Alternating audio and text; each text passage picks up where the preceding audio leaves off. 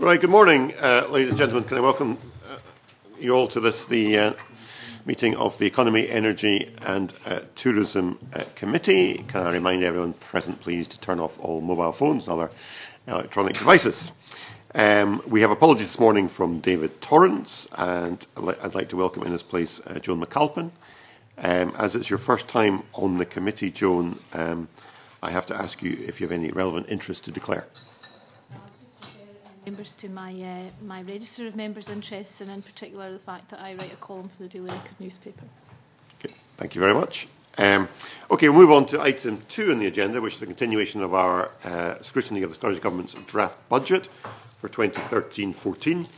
We have 2 panels of witnesses this morning. I'd like to welcome the first panel and just briefly introduce them, starting from the left. From Visit Scotland, we've got Mike Cantley, who is the Chair, and Ken Nielsen, Director of Corporate Services.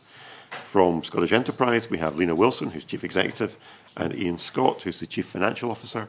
And from Highlands and Islands Enterprise, we have Alex Patterson, who's the Chief Executive, and Forbes Duthie, Director of Finance and Corporate Services.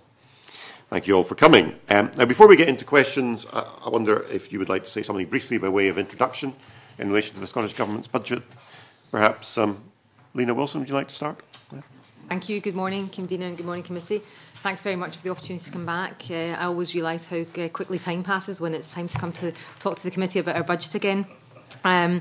Since last year, I mean, the first thing I would say that economic conditions do remain tough, and there is continuing pressure on public finances. I think I said last year that we're prioritising their priorities, and that's ever more the case at the moment. Relentless focus on growth, prioritisation in terms of our investments, but increasing collaboration with our partners for even greater impact. I would say that from last year our approach is working. We had turnover growth of £1.2 billion for the companies that we support. That's an increase of from 800 million the year before. We're seeing an increase in exports for the company that we support, 733 million, and we've had record levels of inward investment, 200 million last year, and 7,000 jobs, the highest amount of jobs of any region in the UK. So that relentless focus on growth is working. We've seen some fantastic successes in our key sectors, for example, food and drink, turnover up 6%, and record exports of £5.4 billion. Life sciences, we've had some fantastic foreign direct investment in the face of very tough competition with GSK and Sigma Aldrich, for example. And in renewables, seen fantastic investments from Samsung, Hunterston with the world's first offshore wind test centre, and the UK Catapult Centre for Renewable Energy locating at Strathclyde University in Glasgow. Looking ahead in terms of this year's budget, it's about allocating resources to drive economic growth, to fulfil the government's economic strategy, and to keep pushing for economic recovery. We're going to be increasing the account managed companies we work with by 20%. We've already added another 50 or so to them. We'll be opening 7 new offices in emerging markets around the world to take advantage of growth in those markets, and increasing our efforts in helping companies access finance. In the last 6 months, we've implemented a new service which has helped another 232 companies access nearly £10 million. And I think finally we want to make sure that there's absolutely no wrong door approach. If Scottish Enterprise cannot offer something or should not be offering something, we want to make sure there's an absolutely seamless approach and that there is no wrong door to come into in the public sector, particularly in this current economic climate. Thank you. Thank you very much. Perhaps you could now go to Highlands and Islands Enterprise. Mr. Patterson. Yeah, good morning, and thanks again for an opportunity to come here. I think last year when I was here I was saying that we had set out 4 priorities which we wanted to focus our efforts on, and over the course of last financial year we did that, I think, with a fair amount of success. We've exceeded all the outcome targets we set at the start of the year, and we managed to move forward a number of very significant projects across the Highlands and Islands, many of them infrastructural projects related to energy, such as at Scrabster, at Arnish, and down at Campbelltown and so on, but across a number of its sectors as well. We had a good year in terms of inward investments, many hundred jobs created through expansions of existing investors, but also others moving into the area. And we grew our account management portfolio, not just with companies, but also with communities, because the whole community account management is central to what we do. The budget paper we set out for this year is very clearly focused on delivering the government economic strategy. We continue to pursue our 4 priorities, which we think are the right ones to pursue. But we're very mindful in doing so that we have to balance both the short-term issues which are affecting the economy and the environment in which our businesses, social enterprises and communities have to operate. And so we're doing things to respond and to help our businesses through the difficult period they're experiencing. But we also need to keep our eye on the future and some of the really exciting opportunities which the Highlands and Islands has both now and over the next number of years. So our budget is trying to do both of these things, the short-term issues which are affecting the economy, but also making sure we take forward some of the exciting opportunities that are there. And in our operating plan this year, we just set out some 2020 aspirations for the region, what we would like to look like in 2020. And we're very focused on those, such as being a digital region, being an international player, centre in renewable energy, and having dynamic, strengthening communities. So we think the plan is robust. We think it will make a real difference to the economy of the Highlands and Islands. We want to be more effective as an organisation, but we're also focused on being more efficient. And last year, as this year, we are looking at reducing our operating costs and investing more of our budget into frontline delivery. And as I said to the committee several times over the last 2 or 3 years, we want to make a real effort at bringing in additional funds to the Highlands and Islands beyond that which we get from Scottish Government. And we've made significant progress over the last couple of years in bringing in many millions of pounds over and above our grant and aid to supplement both what we do, but to support developments across the region. Thank you. And finally, Visit Scotland, Dr. Campbell. Okay. Well, I came to visit you recently, so I'll be brief by means of introduction. We talked about the winning years when we were here last, and the concept of driving short-term growth into Scottish tourism using key projects through the period 12 to 14, and we talked about how well we were doing there. Looking to 2013, after quite a difficult year in 12 with rain and recession, 2013 will be a crucial year. We'll be harnessing the power of Year of Natural Scotland next year and continuing projects like Brave. But the message is when the going is tough, the tough get selling, and we need to position Scottish tourism hard in 2013. Thank you all very much. A number of issues raised by all of you, I think, we'll be keen to pursue in questioning. Okay, we'll start off, I think, looking at an issue about budgets and resource to capital transfers. And I'll invite Patrick Harvey to start. Thank you, Convener. Good morning, everyone. When Mr. Swinney launched the draft budget, he placed a great emphasis on this issue of transferring resource to capital. And it's not the first year. The same emphasis was placed last year when the draft budget was published.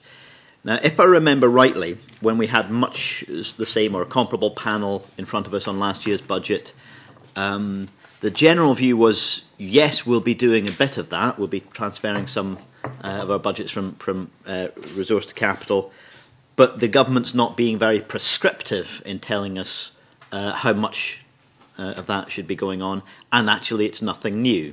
We've had this kind of flexibility in the past. So first of all, I'd like to ask you not just whether this is the right thing for you to be doing and what kind of capital expenditure you'll be undertaking that you wouldn't have otherwise, but is this something the government is being prescriptive about, telling you how much of your budgets you should be moving about in this way? And to whatever extent it's being prescriptive, is that something that's been new over the last couple of years, or are you basically acting with the same flexibility in broad terms that you had before this political emphasis was being placed on this idea?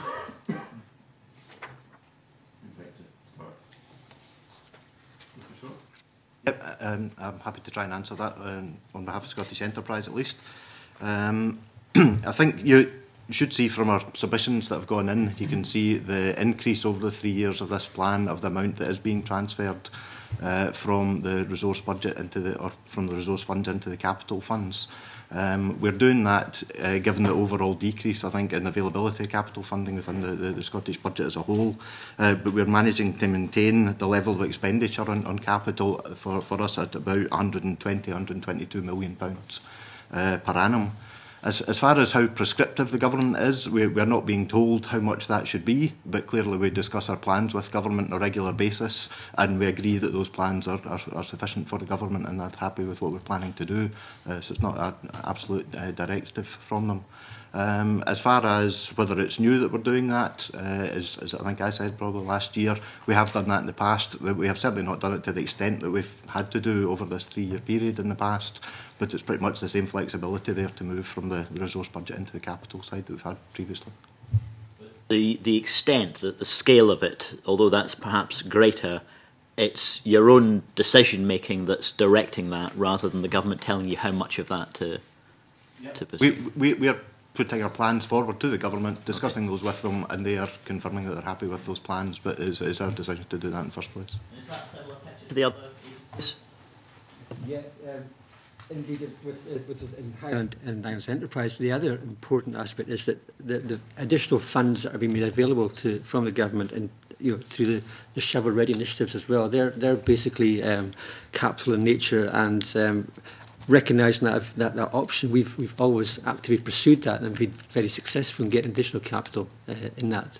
But these are for essential capital projects that essentially we don't have to wait till following years. So it's a very useful tool to have that flexibility to move from revenue into capital and make those projects happen sooner rather than later. You used this phrase, shovel-ready projects. I was saying to my colleagues on the committee earlier that's on the buzzword bingo board in my office. It's a phrase that gets used very, very frequently in the debating chamber. I'm curious, though, that it seems only to be talked about in positive terms in this country. It's a phrase that in the US is used as slightly more disparagingly, that projects get the go-ahead because they're just ready to go rather than because they're necessarily in the long-term strategic interest.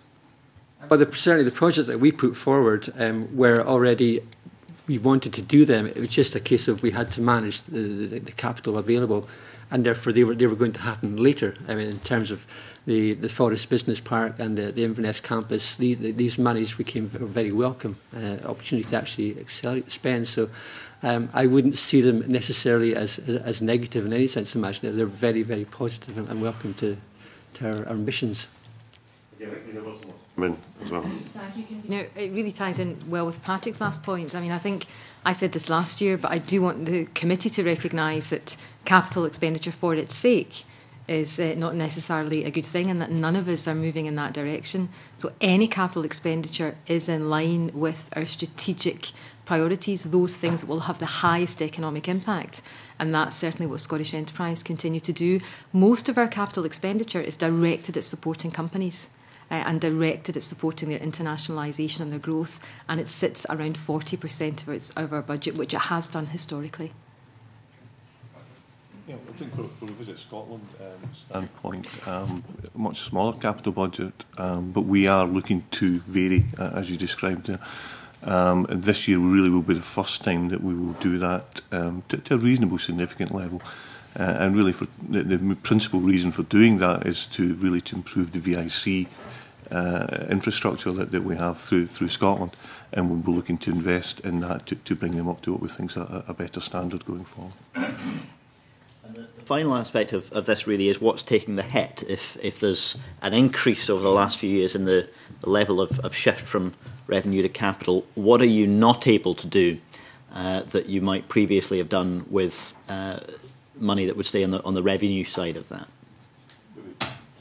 So just in return there, what we had before was a maintenance budget, and what we're trying to do is to transfer away from maintenance into long-term improvement. So we're actually not switching like for like exactly, but we're trying to make sure that we don't have to have such a continuing programme of maintenance, that we actually fix the problems once and for all. So it's spend that cash so we don't have to continue with the same level of maintenance. So that's how we're trying to fund most of that, is really just by transferring a similar type budget across. Doesn't spending more on capital side increase your future needs for maintenance? No, I don't think so. Okay. Anyone else? Just support what's been said already. I mean, our capital targets typically are set quite low, and that's just a recognition of the fact that we will be moving more money into capital. We prioritise, so we've got a prioritisation framework which sets the guidelines as to what we want to invest in, and a lot of what we want to do for the region are capital projects. You don't develop a renewable sector without a lot of capital spend or life sciences and so on. But in terms of the question, what did we stop doing? I'm going to say nothing, because rather than say we stop doing things, we actually go out and get other funds. So in last financial year, we brought in over £10 million of other funds to do things we wanted to do anyways. For example, to support our management leadership programme, to support our graduate placement programmes, whether it's from Europe or other sources. So my view is not to say we're going to stop doing things, we need to prioritise what we do, but let's go and find the other sources of funds which are there to enable us to do what we want to do. And that's what we've been successful in achieving. Thank you, Convener. I just wanted to add to what Alex said and not repeat it, is to say that that dynamic management is really necessary. When we had this conversation last year, I think I said to the committee that economic development doesn't stop and begin on the 1st of April and end on the 31st of March. So, for example, if you had some capital expenditure that was programmed to be spent in the last quarter of the year, it's quite easy by arrangement with your partners to move that into the first quarter of the next year. And that constant dynamic management is a necessary part of managing a large-scale public sector budget. So I agree with Alec, it's not about stopping doing anything else. Grant wanted to come in on the same issue. We in previous years we've had a lot of evidence saying moving funds from revenue to capital is a good thing. It creates jobs, it builds the economy. This year's been markedly different in that we've had concerns voiced to us that this is not a good thing anymore, because it's causing job losses in the public sector and not creating the same number of jobs in the private sector due to leakage. What do you do to prevent leakage in your capital funding and spending? Thank you very much for that question, Rhoda. The leakage for Scottish Enterprise isn't a big issue because, I repeat what I said earlier, most of our capital expenditure is aimed at companies. It is aimed at helping them grow, is helping them with innovation, helping them with plant and equipment, helping them with expansion. So actually the vast majority of our capital expenditure is aimed at Scotland's potentially growing companies. So there's very little leakage.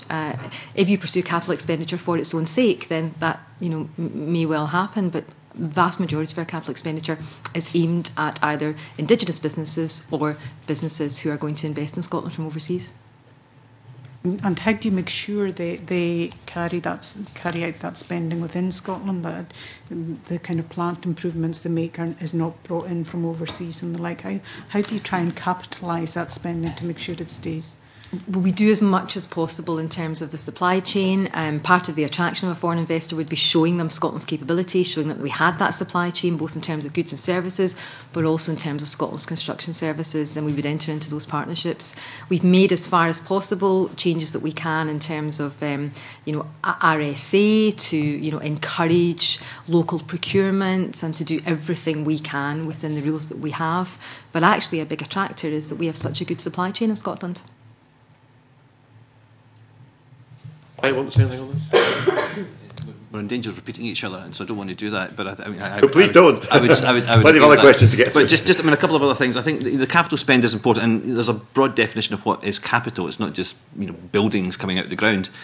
So the support companies is vital. But I think a lot of the capital investments, if you like, the more physical infrastructure investments, are about preparing today for not just jobs tomorrow, because some of the big investments we've made are creating jobs today, but there is an element of making sure we're ahead of the curve in renewables and life sciences. The jobs will come over a period of time. And to just add a bit to what Lena said in terms of how do we ensure that the investment takes place here, and any award that we make to a business has a number of conditions attached to it. So they have to use the funds for the purpose for which they were awarded, and that is investment, in our case in the Highlands and Islands, and more broadly in Scotland. So the funds are linked to conditions that ensure the investment takes place here. Move on. Can I come back to you? I just want to ask one more question on this question of resource to capital. Which is the greater economic impact? Is it resource spending or capital spending? Or does it depend? Lena? I think you answered your own question, Convener. It absolutely depends. And I would say I'd hesitate to put a percentage on it, but it's an 80-20. I'd say 80% of our projects and the work we involve in involve some form of capital and resource.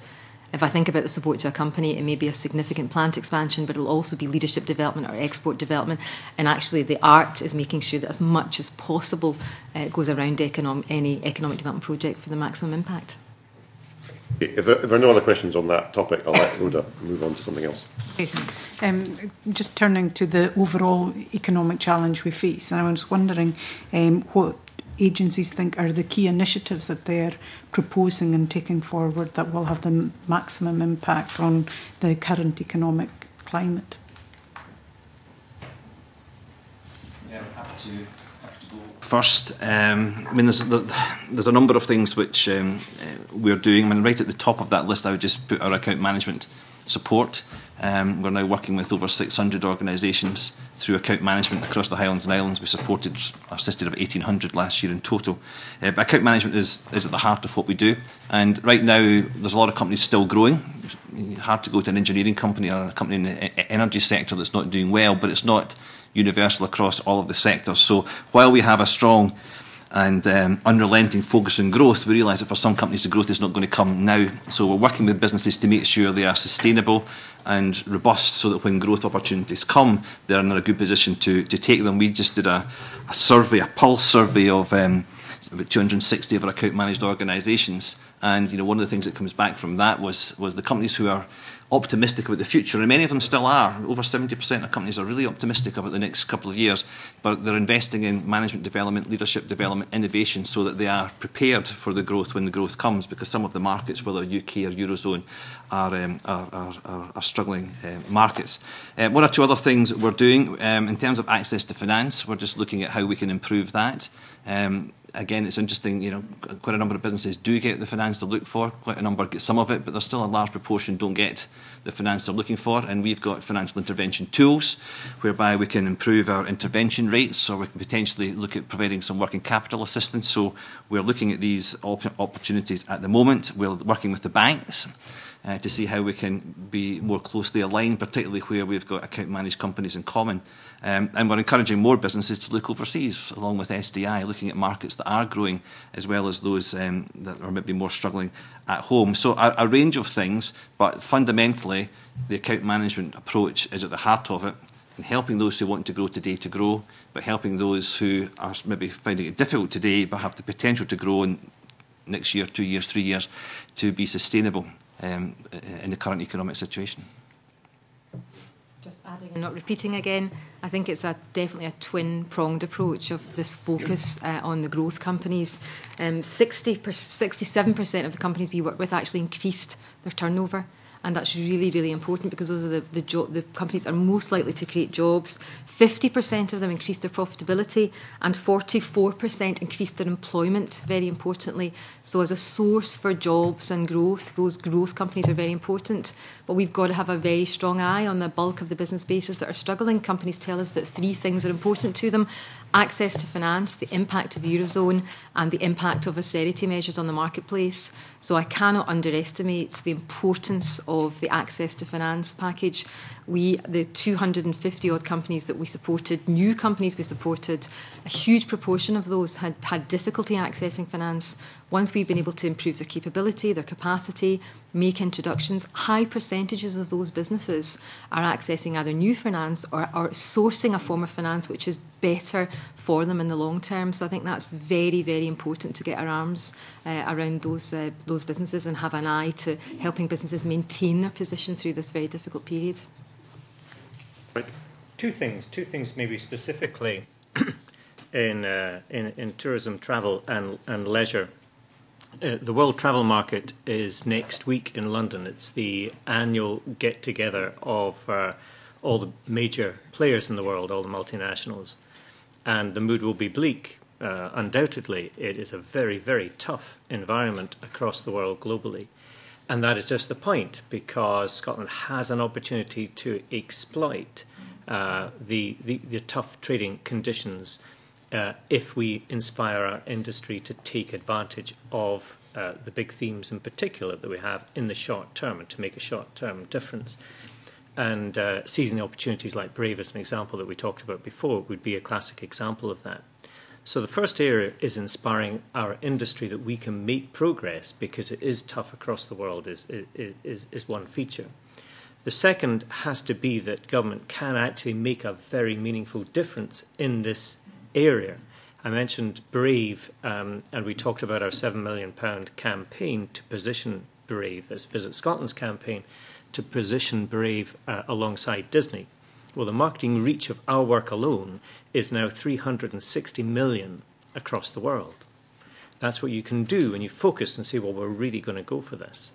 And in particular, as economic development tools, destination marketing is a unique tool used globally by many countries that have a strong tourist industry. We've brought to you before the maxim of a 20-to-1 return. But if you take just three examples, our European campaign last year at Meet the Scots, a 1.25 million investment for a £71 million return in terms of additional spend into the Scottish economy. On the long-haul market, a £651,000 investment to create a £27 million return. Surprise yourself, the Mainstay UK campaign, a £2.7 million investment to create a £90 million return. The downside is that we're not the only ones to realise that for a relatively modest investment, you can get a very good short-term return. So it's becoming ever more competitive. But into 2013, as I said in my introductory remarks, when the going gets tough, we get selling. We need to sell hard and use these tools. Ask some specific questions. I mean, I suppose two bugbears of mine are renewables and how we capitalise on that, and also about digital connectivity. Do we have enough resources within the Scottish budget to capitalise on the opportunities available in those two streams of development? I suggest, Convener, maybe I pick up renewables and Alec picks up digital, if that's agreeable. Renewables, the Scottish Enterprise Board 3 years ago said that renewables would be the biggest of the priorities in terms of the possibility for transforming the Scottish economy. So we've certainly put a huge amount of our budget into that. I think the successes that we've seen in renewables in terms of Samsung with their site, potentially 100 million investment, 500 jobs in Fife, the developments that we've seen at NIG in the Highlands and Islands, the developments that we've seen with Gamesa, going to Leith. I mean, these are very significant global investments that Scotland's winning. We're not going to turn this around in a year or so.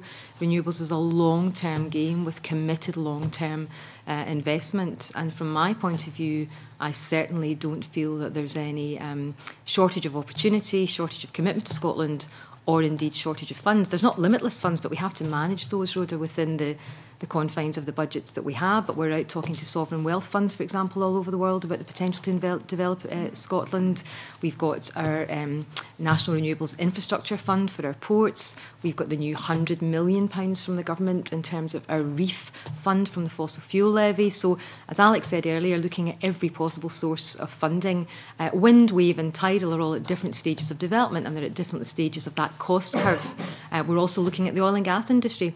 Most of the supply chain for renewables will currently come from Scotland's existing oil and gas suppliers, and making them ready for that. So I actually feel Scotland's making a terrific commitment to renewables, and that we're putting our money where our mouth is.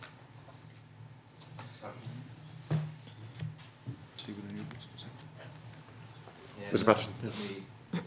A few comments on digital. We've spoken about it many times in Inverness. I've said before to the committee, and we say it in our operating plan, I think there's nothing more important for Scotland than being a digital region, which is why, from our point of view, we've been pushing this hard. I think since last we met, we now have a government strategy on digital, which is extremely good and extremely welcome, and it's backed by funds.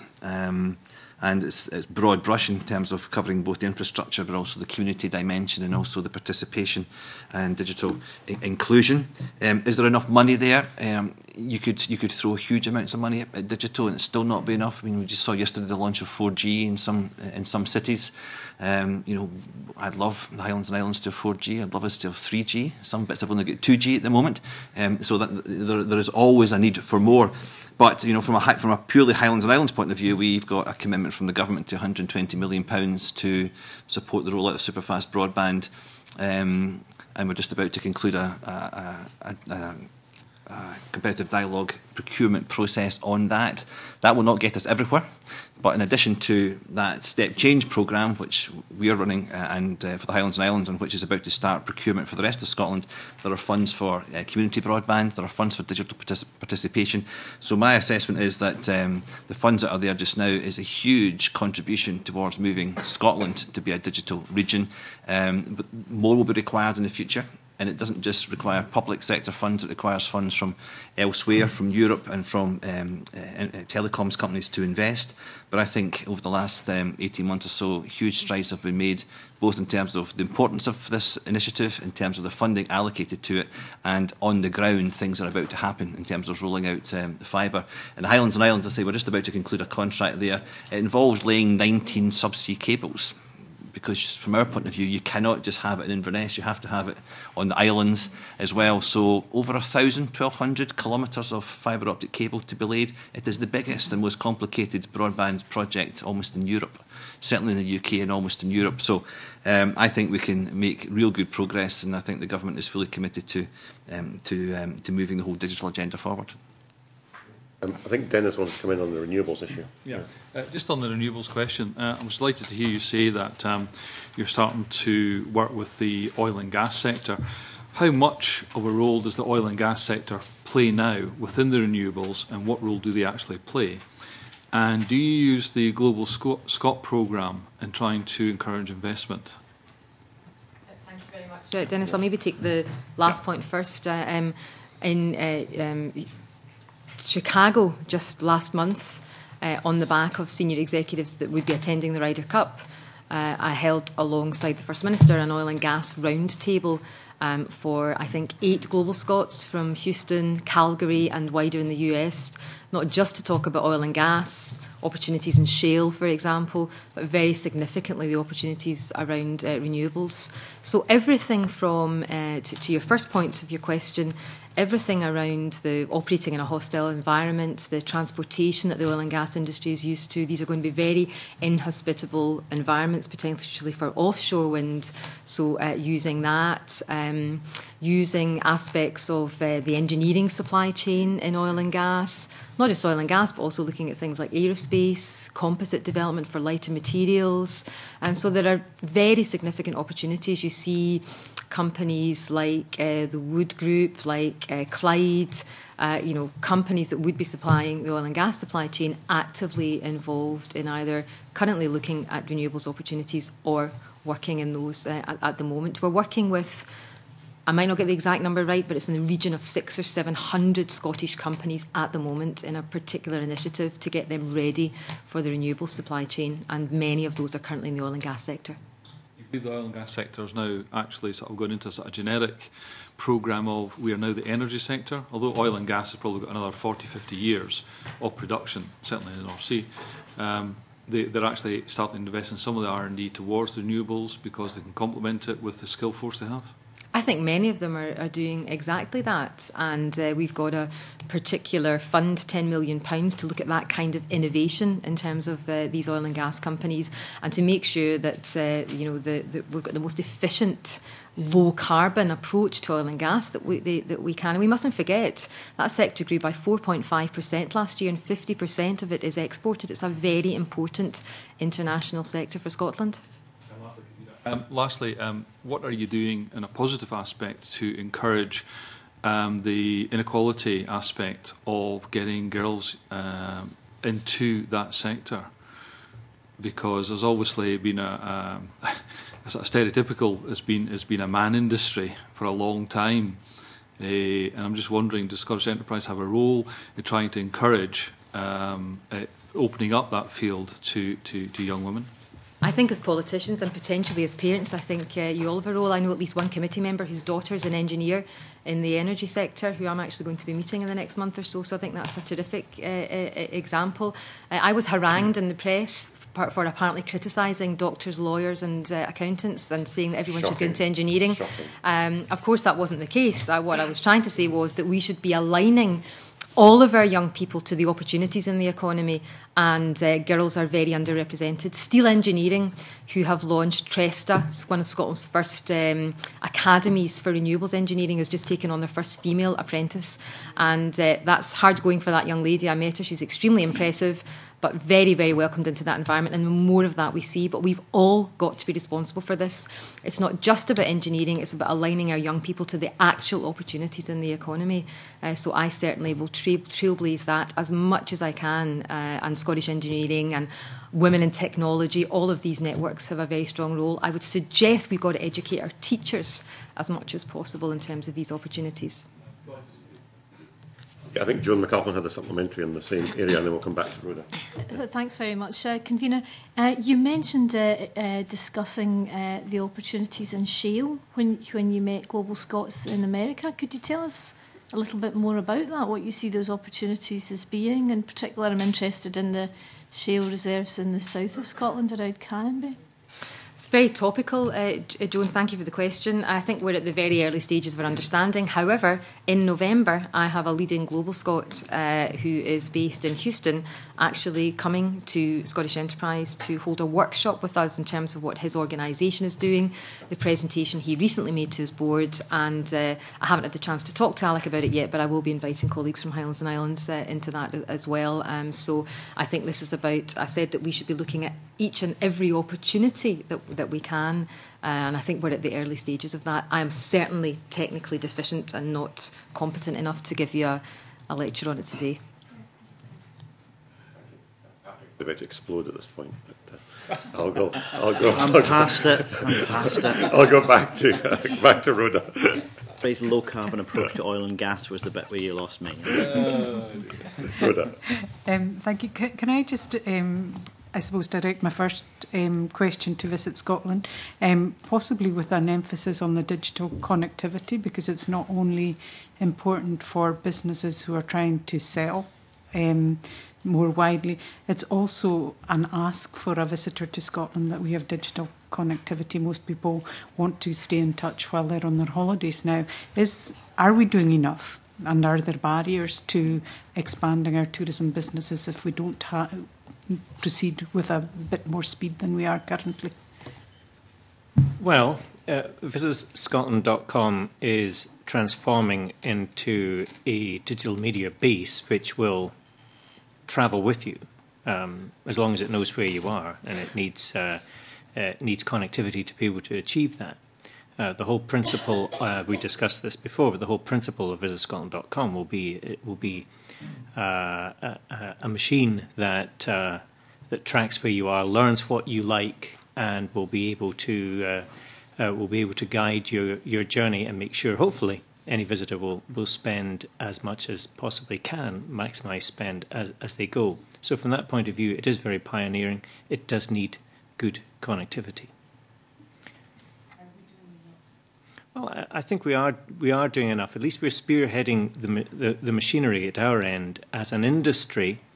Using this tool, we will be at the forefront of anywhere in the world, I believe.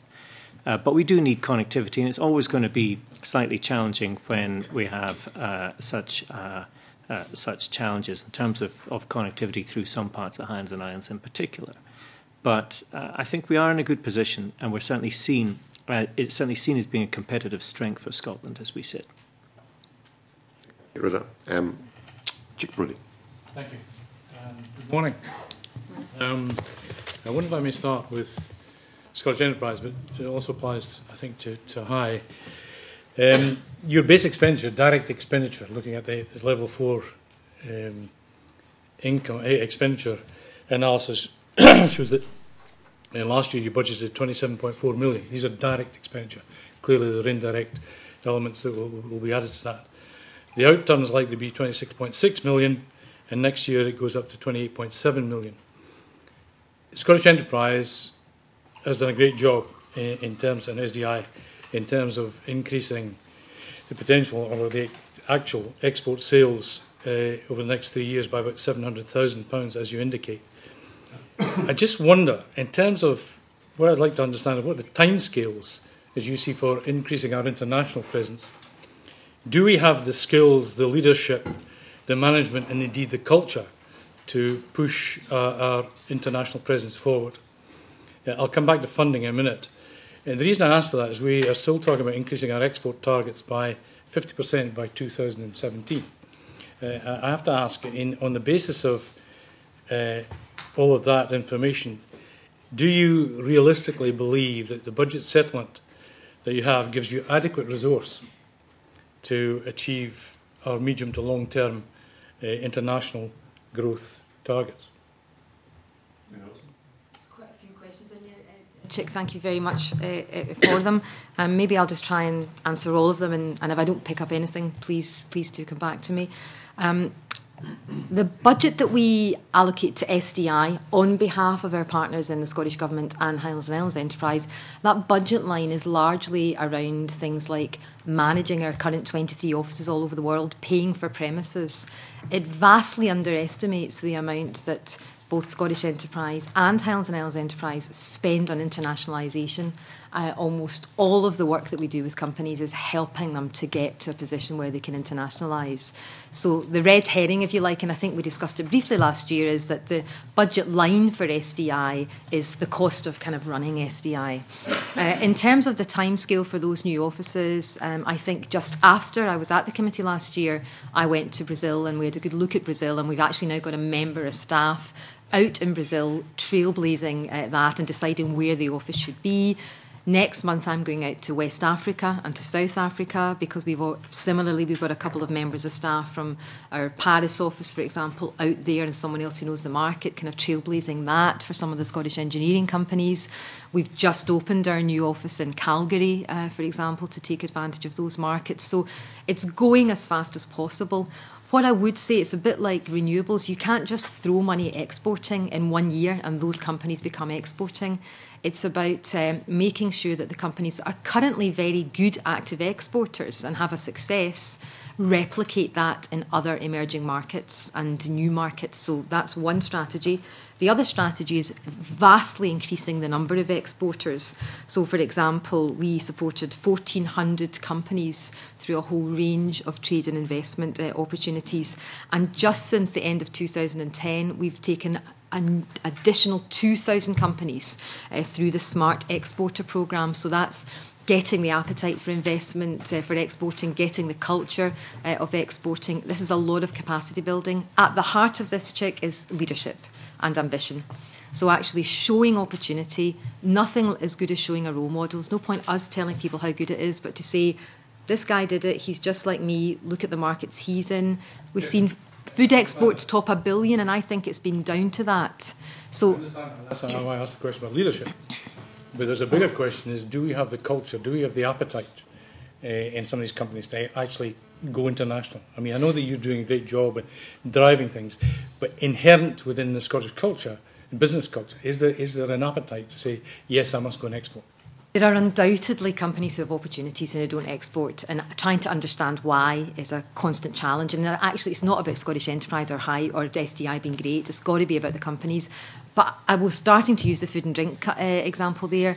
Topping £1 billion of exports. I mean, those are largely small, pretty fragmented companies.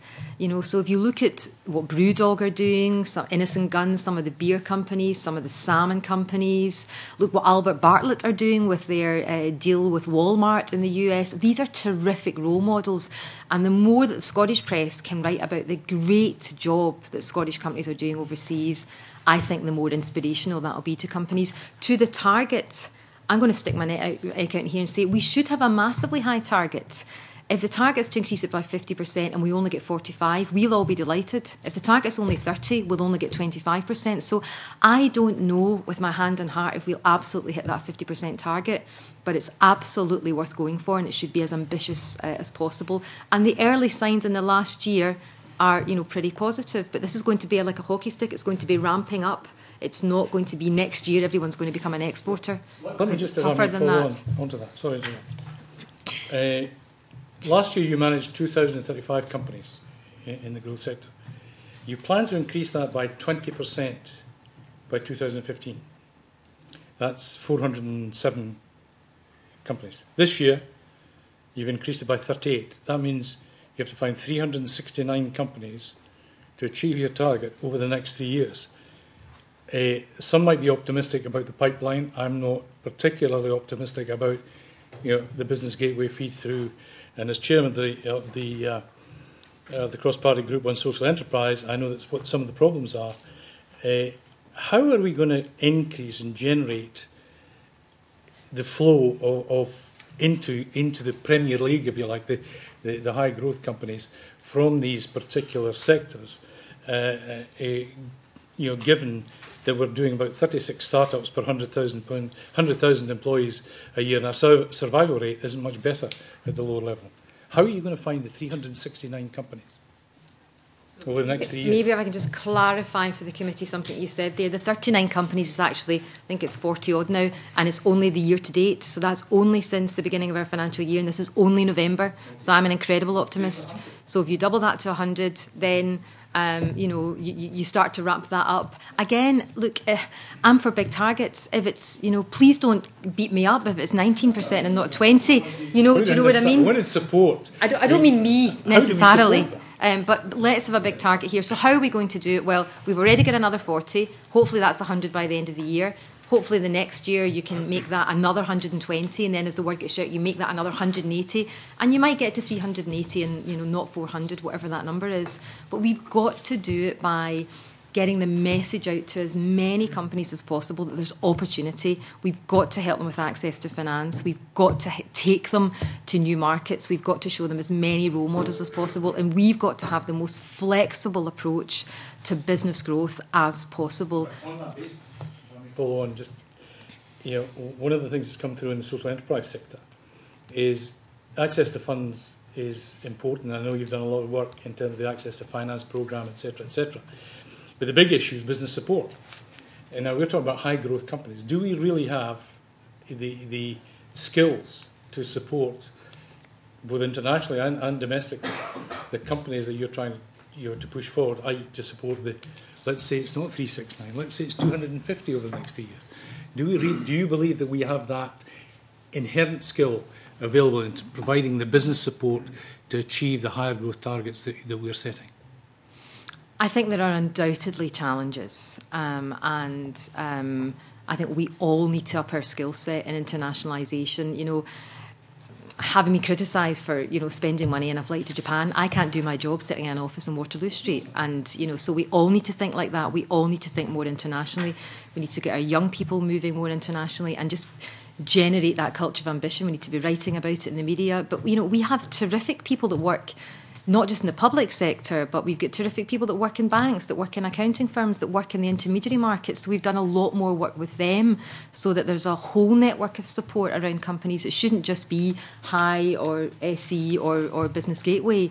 But we do have a more to do on that, Chick, in terms of all parts of economic development in Scotland having that skill set. I think you've done a great job in terms of raising the profile. The reason I'm asking the question is, do you believe you have the necessary budget to achieve the aggressive targets? And I agree with you. Set targets as high as you can to achieve these targets. Okay. If I thought for a minute that there wasn't sufficient budget to do that, then that would be the loudest noise I would make behind closed doors, obviously, because that's how you do it. But I would say to you, throwing budget at this, it's back to that's not the silver bullet. Just throwing budget at it. It's got to be deep advice, those interventions, role models. It's not just chucking money at this. But I think that we're doing everything we can. And if I thought for a minute more budget was the answer, then I would certainly make those representations. There's a culture issue in Scotland that we have to change. But anyway, I wonder if I might briefly move on to visits. Thank you. To Visit Scotland. Visit Scotland's capital expenditure this year is increased by 1.5 million, basically to refurbish estate.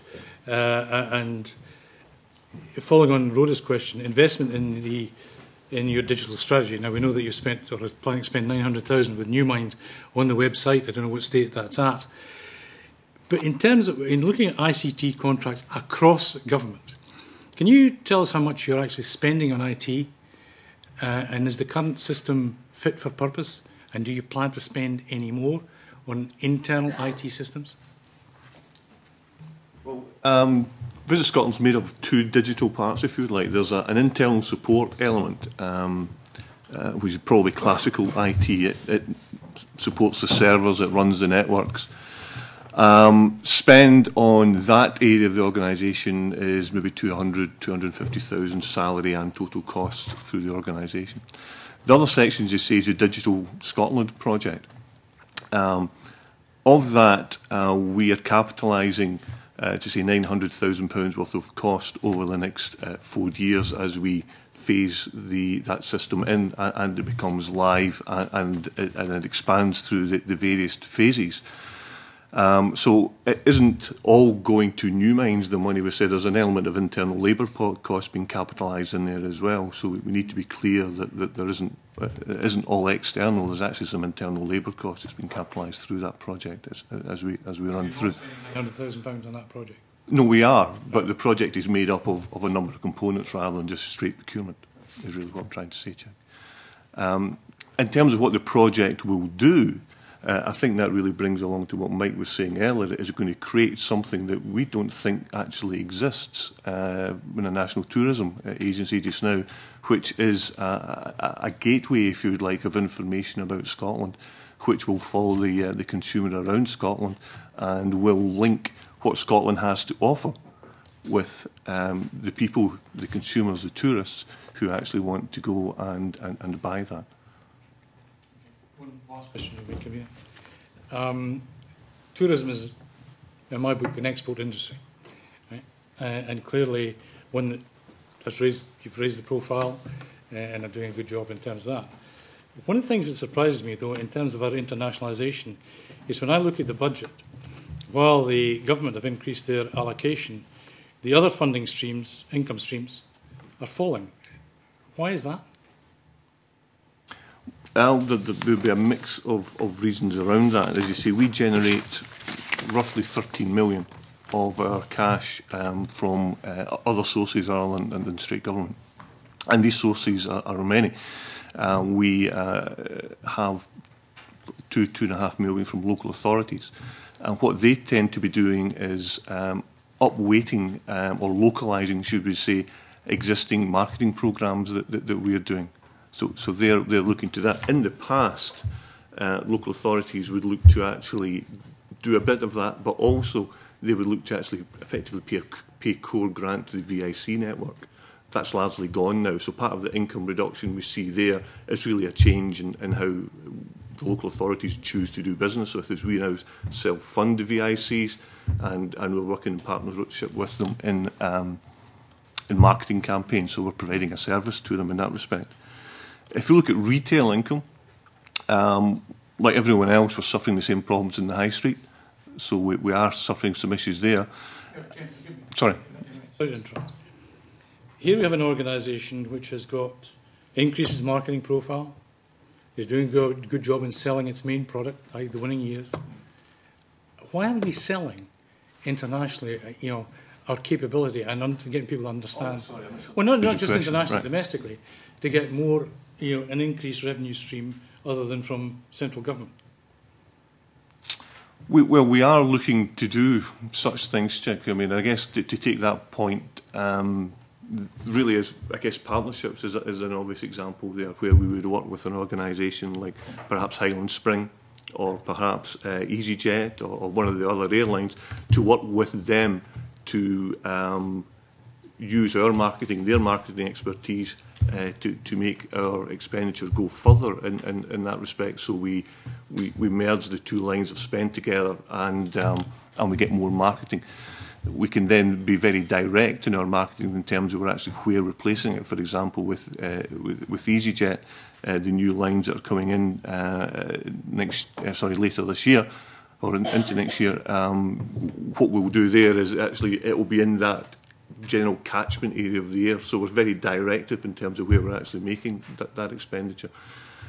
We could maybe make an attempt to show you better how we work with some of the bigger companies, on some of the marketing projects, because some of these would not sit in our budget, but we will be doing the activity because we're matching it with a partner like an airline or whatever. If you would like that information, we won't go into specifics in terms of individual companies, if you don't mind, but we could give you a feel for how we do it, because the matching process is very successful, but it doesn't show through in the budget process. But that's my concern. It doesn't show in the income stream. It doesn't necessarily show. So show. you're doing all this, and yet I'm sure you're not depressing the income stream. If you're sensitive about obviously individual company circumstances, I think we could give you an indication which would make you happy. Maybe you can go to the Access to Finance programme. Anyway. Thank you. But specifically in route development and projects like that, we do a lot of matching work, and it doesn't show through the budget process. Thank you. If you're able to share some of that, that would be helpful. Okay, thank you. I appreciate time's getting on. A number of members still to come in. Marco Biaggi. Thank you, Convener. I've got a question about one of the issues that was highlighted here. Clearly, there's a lot of support for the focus on growth companies and export, but one of the areas that was singled out in the submission from Scottish Enterprise was the inward investment, the £200 million in the last year. And we're clearly in a very strong phase for foreign direct investment at the moment, and I would assume that Scottish Enterprise is devoting substantial resource in terms of human, if not financial resource, to making that happen. How would you address the doubters who would look back at the experience of Silicon Glen and are concerned that such efforts to bring foreign-based companies to touch down in Scotland might not yield the kind of high-quality, stable and sustained employment that we really need if we're to achieve a long-term recovery? Thanks very much. I think the first thing I'll say about those companies that have been in Scotland and left Scotland, many of them left a legacy beyond the period in which they were direct investors in Scotland. So they raised the skill levels. If we look back to the Motorola plant at Easter Inch, which did the mobile phones, when it closed down, it had something like 80 to 90% redeployment because the skills were so high. So those people were able to be redeployed very effectively in the wider economy. So I just want to make that point, that there's a skills and management and innovation and R&D legacy. The other point I would make is that our whole strategy now is predicated. The world is very different. No company will come to Scotland because we're cheap. No company will come to Scotland. They're increasingly moving, and the pattern that we've seen with the moves to Eastern Europe and then Asia, and now Southeast Asia, and then Bangladesh, and so that will keep moving to those lower cost locations. We've not been in that market for inward investment for a very long time. The most interesting factor in all of that is that Scotland tops the UK by some. I think we get about 20% of all of the R&D investment that comes to the UK. So we're punching to a factor of double that of our population per head. So the whole strategy now is predicated on Scotland's natural assets, Scotland's fantastic scientific capability, Scotland's talented people, and Scotland's business infrastructure and supply chain. So that minimises the chance of any investor coming in to just take advantage of a low-cost location and then simply leave again. Also, any incentives that investors get are highly predicated on what's the word I'm looking for, Ian? They have to pay it back if they leave early, or if they and that's the very, very strong conditions on that. So there hasn't been much upping and leaving of companies that have come in the past 5 years or so, because it's much more anchored in the country. The very final thing, Convener, is that 80% of all of the foreign investment Scotland gets is reinvestment from companies who are very, very happy in Scotland. And I think that's the highest form of flattery that we can have as a country. You mentioned research and development there. To move to a slightly adjacent topic, Scotland has historically had very low levels of business expenditure on research and development, and very, very high levels of spending on research and development in the higher education sector. And the interface between those two has been a policy bugbear for successive governments.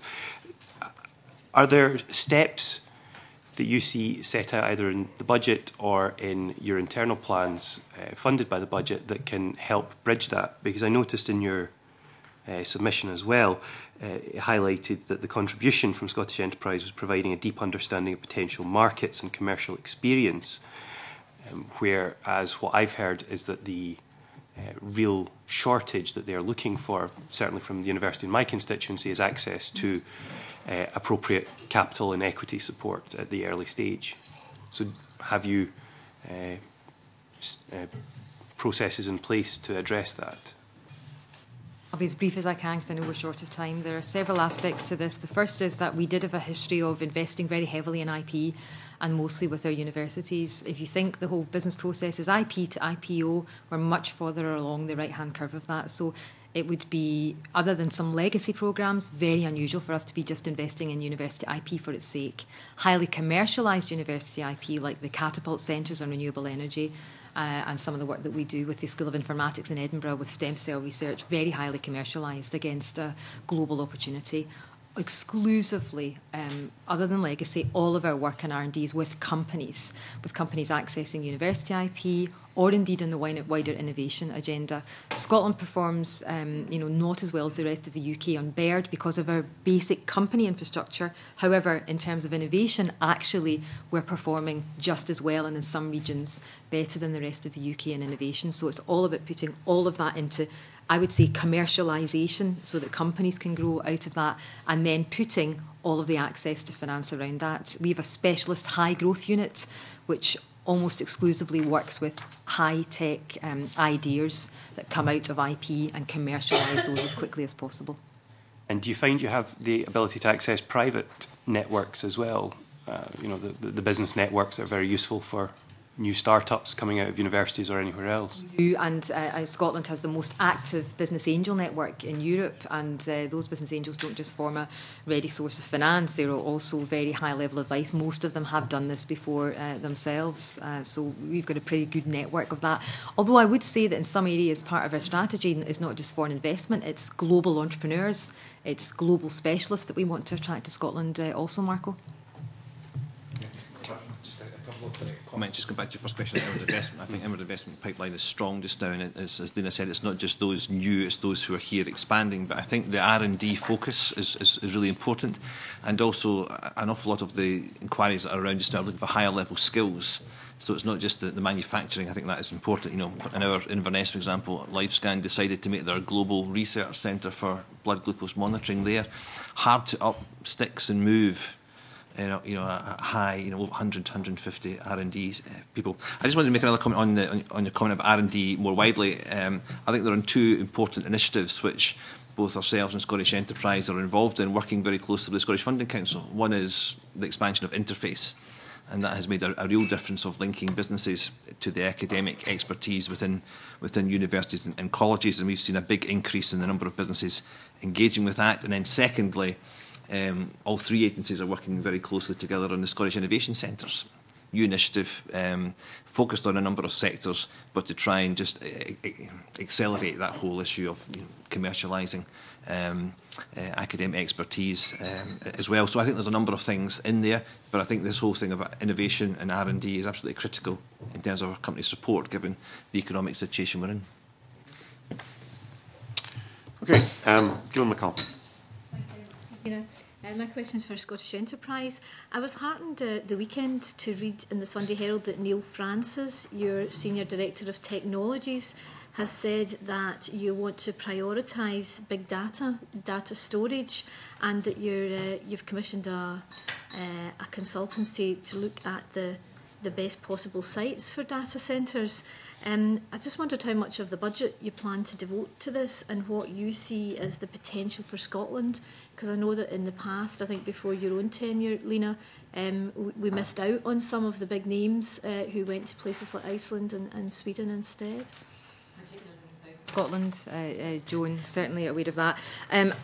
I wouldn't be able to tell you right now how much of our budget we're going to commit to that. It depends on the nature of the opportunity. So I would look at the reason we bring everything back to this notion of GVA. It's not perfect, but it's the best arbiter we've got of whether we spend money on one thing or another. So in terms of the priorities we have, in terms of the 5 strategic priorities we have, including low carbon, because actually one of the reasons why Scotland is so competitive is because of our climate, because it uses less energy to do some of these in Scotland. So I think it's a terrific opportunity. I don't know the extent of the opportunity fully, because that's why we're doing the study. I don't know how quickly we'd need to move to do that, and I don't know how much budget we'd apportion to it. But if it's an opportunity that's worth going for, that's going to give us a return, then absolutely we'll get right behind it.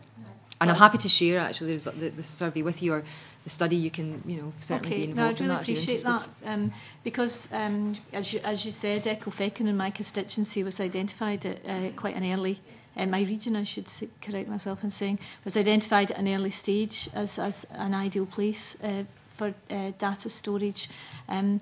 Certainly now that the big names have moved elsewhere, and south of Scotland, Scottish Enterprise have done strategic work looking at the best way to go forward on this issue. And one of the things I'd identified is if we get to the low, I don't want to get too technical, but the lowest possible energy efficiency for these centres, we could actually attract companies on that basis, because with our renewables potential, and if we went for these very low energy centres, we could be quite prestigious in this area.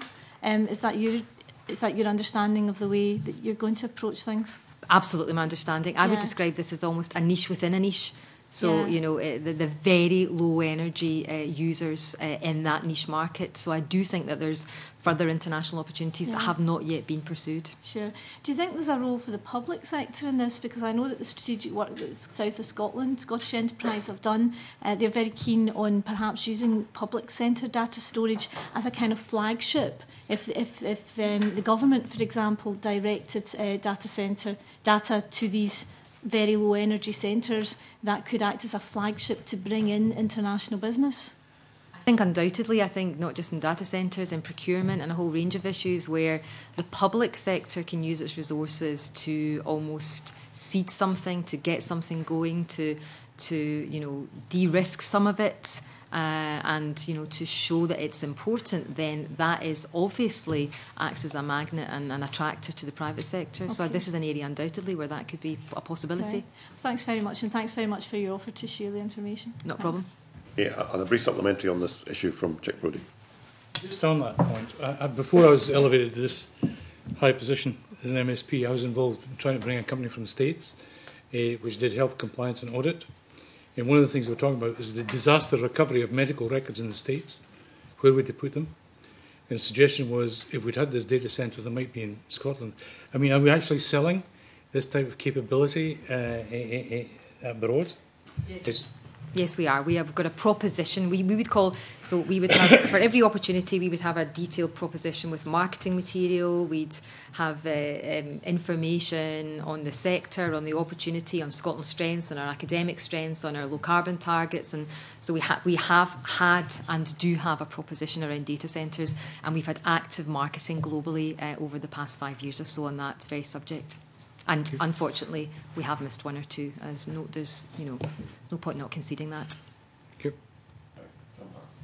Thank you, Convener, and good morning, panel. I'd just like to follow on from a question that Marco Biaggi raised earlier with yourself, Lena, with regards to the inward investment and what that might look like now in Scotland. I was wondering if you could say a little bit about particularly how we spend money and interventions that are there now, because you did mention that earlier, and how things have changed following the economic problems we've had over the last 3 or 4 years with regards to what we look to get from companies that we either directly support when they come here to Scotland, or, for example, we put investment into their infrastructure. What strings are there now? Have the strings changed? Or do we have the same sort of, you come to Scotland, this is a place to invest, as we did, 3 or 4 years ago, or is it different these days, what we're looking for? Convener, I've remembered the word that I couldn't remember, and it was clawback. So there are clawback provisions on RSA, and I'm glad I've now remembered that. It's constantly evolving and changing. So the one thing I would say is, We have had a terrific year for inward investment, but the pipeline is very challenging because there's a global slowdown in foreign investment, and the Eurozone particularly is having a very, very challenging time. So we are going to have to work very hard as a country to keep attracting those levels of foreign investment. And that's nothing wrong with Scotland, it's global conditions. So it's constantly evolving and changing. I would describe us as constantly moving up the value chain. So we're looking at foreign investment which ties in with our scientific capability, with our great people, with our natural assets, and we are utilising as much as we can the wide range of powers that both Scottish Enterprise and Highlands Islands Enterprise have to do that. So we have a life sciences fund to promote and attract R&D in life sciences. We've got our powers and waters grants, which are designed on the marine side, and the similar.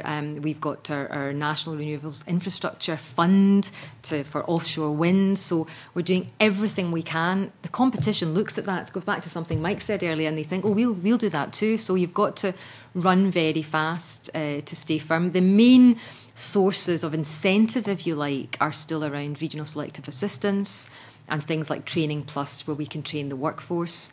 But I'll make the point I made last year, incentives are only one part of the story. There is no company that would come to Scotland just for incentives. Our incentives are very modest compared to other parts of the world. They'll come because they're going to be more competitive in Scotland than any other location, and that has to be our number one agenda on foreign investment, because we won't get reinvestment and we won't anchor it in, and they won't be, we won't get the multiplier effect in the supply chain, for example. I wonder how that competitiveness, or how you might describe competitiveness, compares to sustainable employment opportunities. Because if I take maybe two examples from the area that I represent, Amazon, who have had direct help to come in, but in the main, in my experience, the people I speak to there, they're not directly employed, they're employed through agencies, and there's obviously a concern about the security of employment and the nature of the employment they have. You give the other example, I think you were talking about the Fife Energy Park earlier. You have Bifab there, who, again, a good employer in some senses, but they do also have a lot of people who could only be described as bogus self-employed, who are not directly employed by the company and set themselves up as businesses working there. And, of course, financial support has went in for Scottish Enterprise to support the infrastructure around that. I'm not convinced that's good use of public money, and I know we are getting in the detail of things, but given that a lot of the issues that we have just now around how people feel in terms of security of employment, and what that means in terms of decisions that they take as individuals, do you think there's more that Scottish Enterprise and High could do to try and promote better quality employment opportunities? Well, you mentioned two examples there. There are many more foreign investors than the two that you mentioned, and both of them are in many ways excellent companies. Bifab is absolutely essential in fabrication terms to Scotland's ongoing renewables industry. Amazon has, is supporting many families in Scotland through wages, whether they be contractor or whether they be full-term employed. Obviously, I would like to see, as a citizen of Scotland, everybody in full-term, long-term sustainable jobs. I think we have to accept that the nature of contracts and the nature of the world isn't always going to afford that possibility to everybody. So you're asking specifically what can Scottish Enterprise do? The vast majority of foreign investors that we work with are talking about high-value jobs, they're talking about permanent jobs with lots of training, absolutely sustainable. And where that's not the case, I think we have to accept that there will be peaks and troughs, as there is in Amazon, for example. Amazon's not peaks and troughs, that's the business model. They're not managing peaks and troughs. Well, they do manage peaks and troughs because they do, no, sorry, just to correct you, they do in the build up to Christmas, for example, massively. There's a huge hump of employment. In the main, that's how they operate their business as well. So, is no job preferable to a full-time permanent job? I would argue that in our current climate, well-paid work for a decent employer is what we want to get for as many people as possible. We want to get as many of those as permanent as possible, John. But that might not always be the case. But both in the case of Amazon, will continue then once the likes of Amazon are in, or other companies come in and say, they're coming in. Does that dialogue continue? So they're coming in, they're employed in a certain way. Yes. And they've had that support, but you're saying, well, actually, we want to see a wee bit more out of it. So we want to have the strongest possible partnership with businesses. They want them to be happy here. I was going to say the easy part is getting the foreign investment. It's not easy, but it's only the very beginning. After that, through Highlands and Isles Enterprise and Scottish Enterprise, they will have an account manager who will work with them intensively, work with them with other partners to try and help their business be more competitive, but also influence them in terms of employment patterns, in terms of, after all, our strategy for economic development is about sustainable economic growth, and that also means sustainable jobs. But we have to accept the reality of the global economy at the moment. I'll accept that. Just one final question, Convener. And you did mention, what people get paid in that answer, Lena, and I think this is probably relevant to everyone else in the panel, and certainly the next panel that's coming on. What is your view with regards to the living wage? And that is obviously something that's supported significantly by the Scottish Government and those who are directly employed in the Scottish Government, and also across the public sector and other public sector agencies just now. There is a move to that. What impact do you think that has on the private sector, the voluntary sector, hospitality, for example? And is it a positive thing? Is it something we should be looking to try and support more?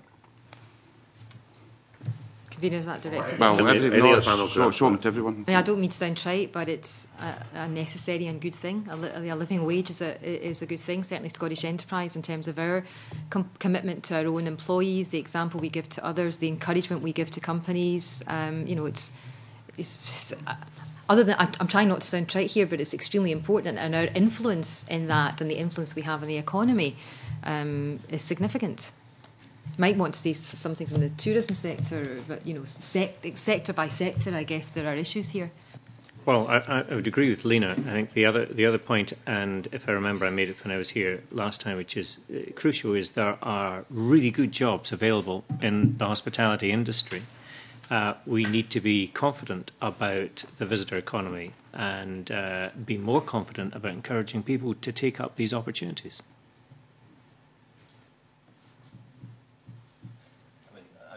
Be repeating, but the minimum wage is important. We do it as an organisation. We encourage companies to do it, that we invest in. Just come back to how do we ensure that what we get from our investors sticks? I mean, I think the three things we're really using are the grants, which are related to jobs. And, that's really important. We only pay out the grants when the jobs are created. So there is that assurance there. I hear what you say, that there may be some using temporary arrangements. I think that is a nature of some of the sectors, but I think an awful lot of the jobs I see being created are of the fully employed, full-time nature. The second thing we do is a lot of support to training.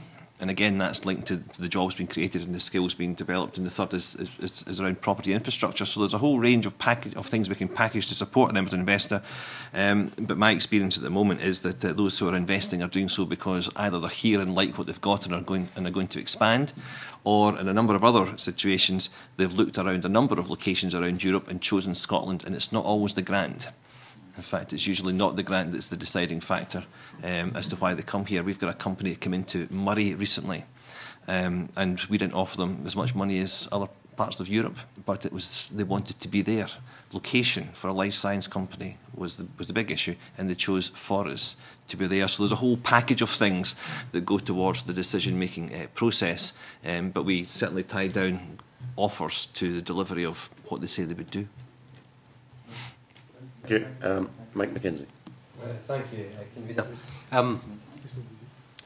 Lena and I think she'll recall that last year we had a pretty interesting discussion about the methodology that you use, that Scottish Enterprise use, to discover the outcomes of your various strategies and initiatives. And in terms of GVA and those outcomes, it was pretty robust, and I think acknowledged to be robust. And I think that's reflected in your written submission to the committee.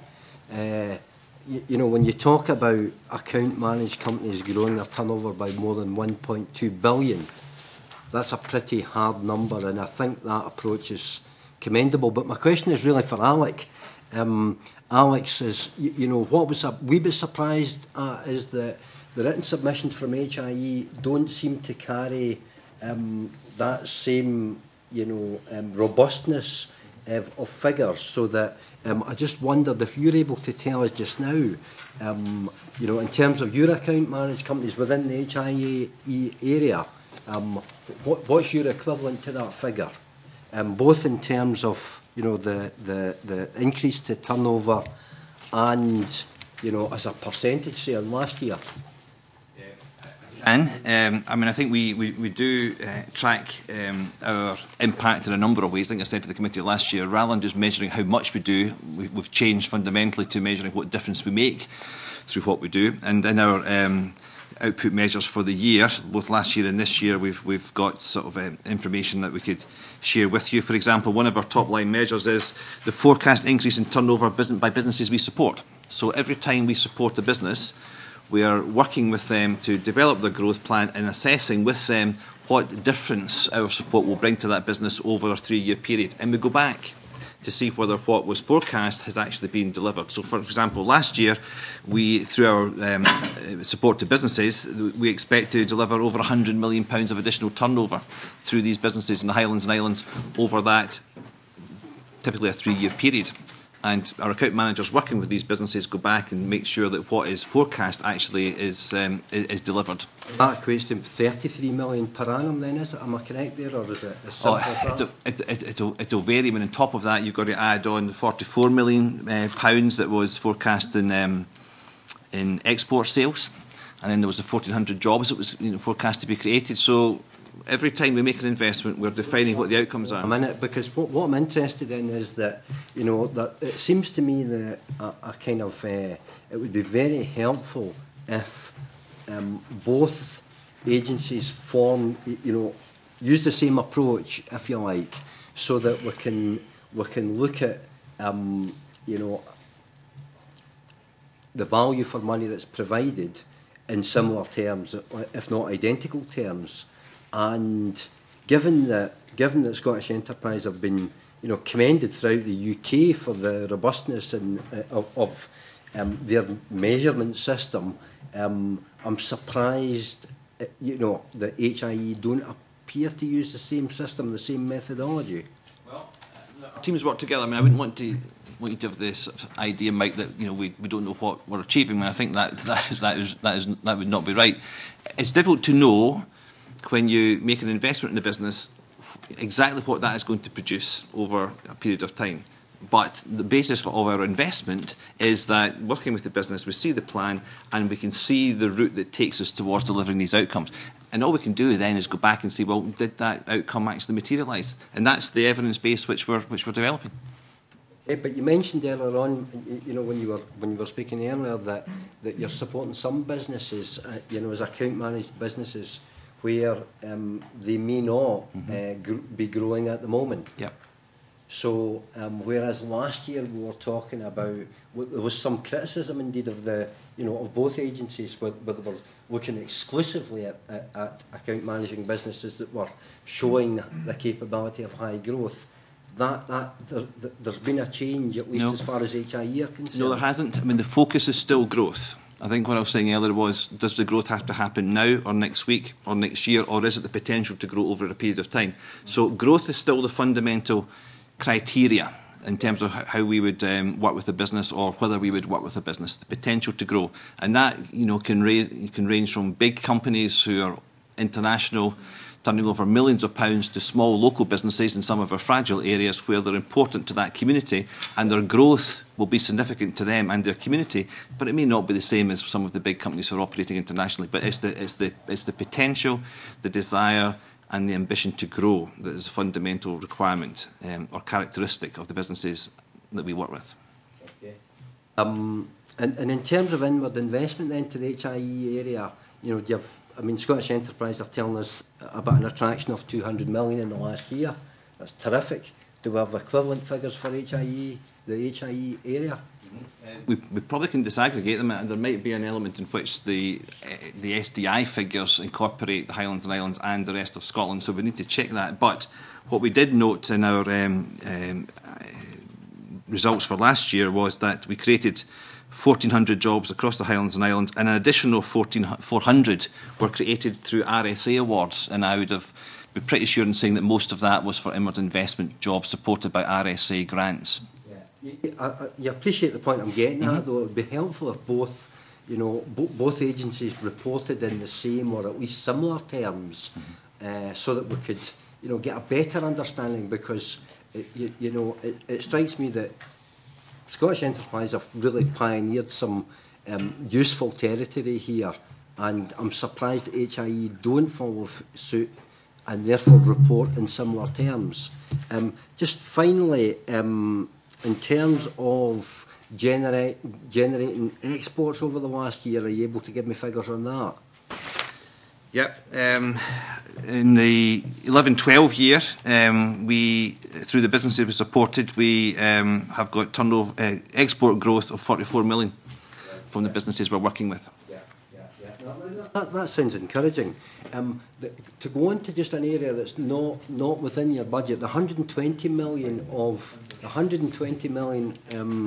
of spend for broadband. You talked earlier on about the miles of cable or the kilometres of cable, but actually that doesn't mean all that much to me. What I'm interested in, I think what the public are interested in, is what is that going to deliver for them in terms of broadband provision? Yeah. If they, somebody living in Tyree, or Rassay, are they going to get high-speed broadband, or are they not? They are, because the commitment from the government is by 2020 we'll all have it. Through the project we're running just now, what we're committed to doing is getting 75% coverage at each local authority level through the 120 pot. On top of that, there is private sector deployment going on. So the figures which I've seen recently suggest that across the Highlands and Islands there'll be over 80% next gen or superfast broadband connectivity through the 2015 programme. Beyond that, it's into some of the areas that are harder to get to, where some of the technologies don't exist, or where through Community Broadband Scotland we can pilot and trial new things. But certainly through the 120 indicative funding we've got, that is to get a high degree of superfast broadband out across every local authority area. And it does a number of other things. I've just said it ties into the Pathfinder requirements and the new SWAN network, which is being developed, so it's pretty fundamental to public service delivery as well. And one of the other critical things, two other critical things which this does is, one, it makes community broadband more doable and more affordable, and secondly, it provides a basis for better mobile coverage, because you still need fibre points of presence for mobile. And this really is my final question, because I think it's quite important to tie this in with what Visit Scotland have told us about their kind of portal or gateway, I think they called it, gateway portal. Just incidentally, I was a wee bit intrigued about this, the Designator. It sounds like a film for Arnold Schwarzenegger. But just in passing, I mean, I think it's really important that this connectivity, it doesn't just affect, residents. It's got a tourism point. But I just wonder how, if there are any innovative ways that you're working together, maybe with Visit Scotland, to get around this question. You were talking about 3G and 4G. Yep. We just don't have it in the Highlands and Islands. We're unlikely to get 4G. Are there innovative ways that you can work in order to ensure some kind of coverage, so that people who are used to the mobile phone, the smartphones, telling them where to go and so on, don't fall off the map? It seems to me it's the 21st century equivalent of the medieval maps that say, here there be dragons, and that's the Highlands and Islands, and nobody's going to go there. Can you do something about that in partnership with Visit Scotland? Yes, but my comment is people are coming to the Highlands and Islands. Population is growing, investors are coming here, so it's not quite the land of the dragons, but there's a lot of good stuff there. Yeah, but your point is a good one. Your point is a good one, because the importance of connectivity is not just so we can all go on iPlay or whatever else it might be. We're trying to grow a digital healthcare sector in the region. Business services are growing, homeworking is growing, tourism is critically important. They all are underpinned by good connectivity. So Malcolm Roughhead, Chief Executive of Visit Scotland, some of his senior team met with my senior team recently on a number of areas we can work together on, and this is one of them. So one of the other sort of bits of cash we've got from the Scottish Government is about an ICT participation thing for businesses, for social enterprises and others, so that when you've got the fibre on the ground, you can do something with it. And we're talking to Malcolm and his colleagues about, on the tourism side of things, what can we do jointly through this ICT engagement programme with hotels and others so that they can prepare for the benefits of superfast broadband. Because you're absolutely right, when you land at the airport and you put on your device, you assume it's there. And the reason why it's such high importance from our point of view is that the assumption that it's there has to be the reality, that it's there very quickly. But we are working closely with Mike and Ken and colleagues about how we can join up with Visit Scotland, with Business Gateway and others to make sure that collectively the benefits of broadband are capitalised on. Briefly, Mike Campbell. So brief. I think the key feature of this now is that the tourist industry is becoming ever more consumer focused. And the IT element is absolutely crucial, but it's part of an integrated approach in terms of information centre provision, physical provision, of which we operate about 95 information centres, and the partnership information centres take us up to 130 all around the country. So you can go and speak to live people in small villages throughout the whole country. And the other element is the Quality Assurance Scheme. Now, there were 7,600 members of the Quality Assurance Scheme last year. There's now 8,900. So as a consequence, between the various modes, some of which are technology-driven, some of which are not, the visitor can come and wander around the entirety of Scotland and be confident with the service that they will provide. And that is unique almost in anywhere else in the world, compared with anywhere else in the world. And we should be confident at the integrated approach.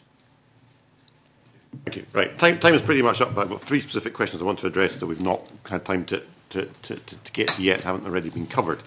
The first is in relation to the strategic forum, and the Scottish Government has proposed that there will be £25 million worth of savings made in the next financial year, or rather in 13-14, through the strategic forum, which you're all collaborating in. Can I ask each of you briefly, if you would, are you able to tell us, do you know yet what your share of that £25 million is, and do you know where that is coming from, and are you able to make that contribution without a negative impact on the other activities that you're doing?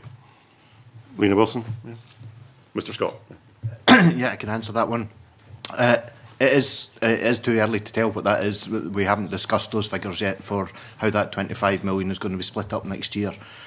In addition to what we've had to do this year, though, in allocating that over the Strategic Forum partners, there is support coming from the government to talking to other parts of the public sector to try and engage with the Strategic Forum partners in a way that hasn't happened this year, that will mean we may be able to share that burden wider across the public sector. But as yet, we've got no specific figures for next year, or we put them in the paper.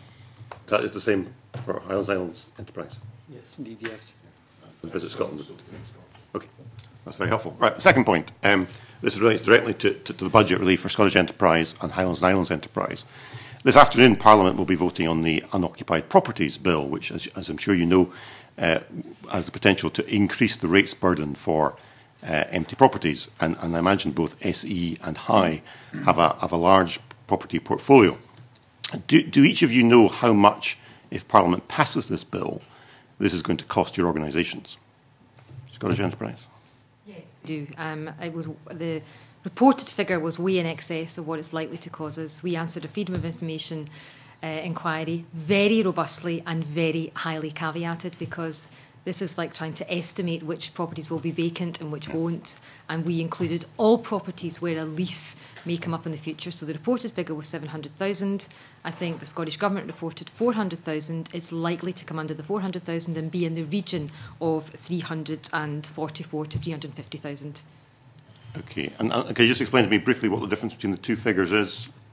So I mean, how So we were asked to, the FOI that came into us asked us to attend to the potential, the liability. So we looked at our vacant properties and we included all of those properties where the leases were due for renewal within a certain time frame, just to be, as open and transparent, because the thing that I always worry about in an FOI is that I underestimate something and it looks worse than that, convener. But it's highly likely given what I now know about all of those leases and putting my best guess into it, to come in under that £400,000. Okay. And can I just ask, Hai, have you done a similar assessment? The figure would be substantially lower. We don't know the exact figure is for the very reasons that Lena's set out. I mean, we don't know which properties are currently vacant, but we don't know which ones will be when it kicks in. So I would expect the figure would probably be less than 100,000 for HIE.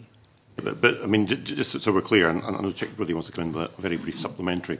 If Parliament passes this bill, that will be direct cost to both your organisations in the order of hundreds of thousands of pounds that you could be spending on other activities. It will be a cost to the organisation, undoubtedly, as many other things are. We will seek, in the light of this, to do everything we can innovatively to make sure we don't have vacant premises. And in the last 6 months, we agreed heads of terms on 70 of our premises alone. We'll look at, continue with co-sharing, cohabiting. We'll look to get the best efficiency from it, and we'll seek, where possible, convener, to minimise that cost. But it could be in the region of 344.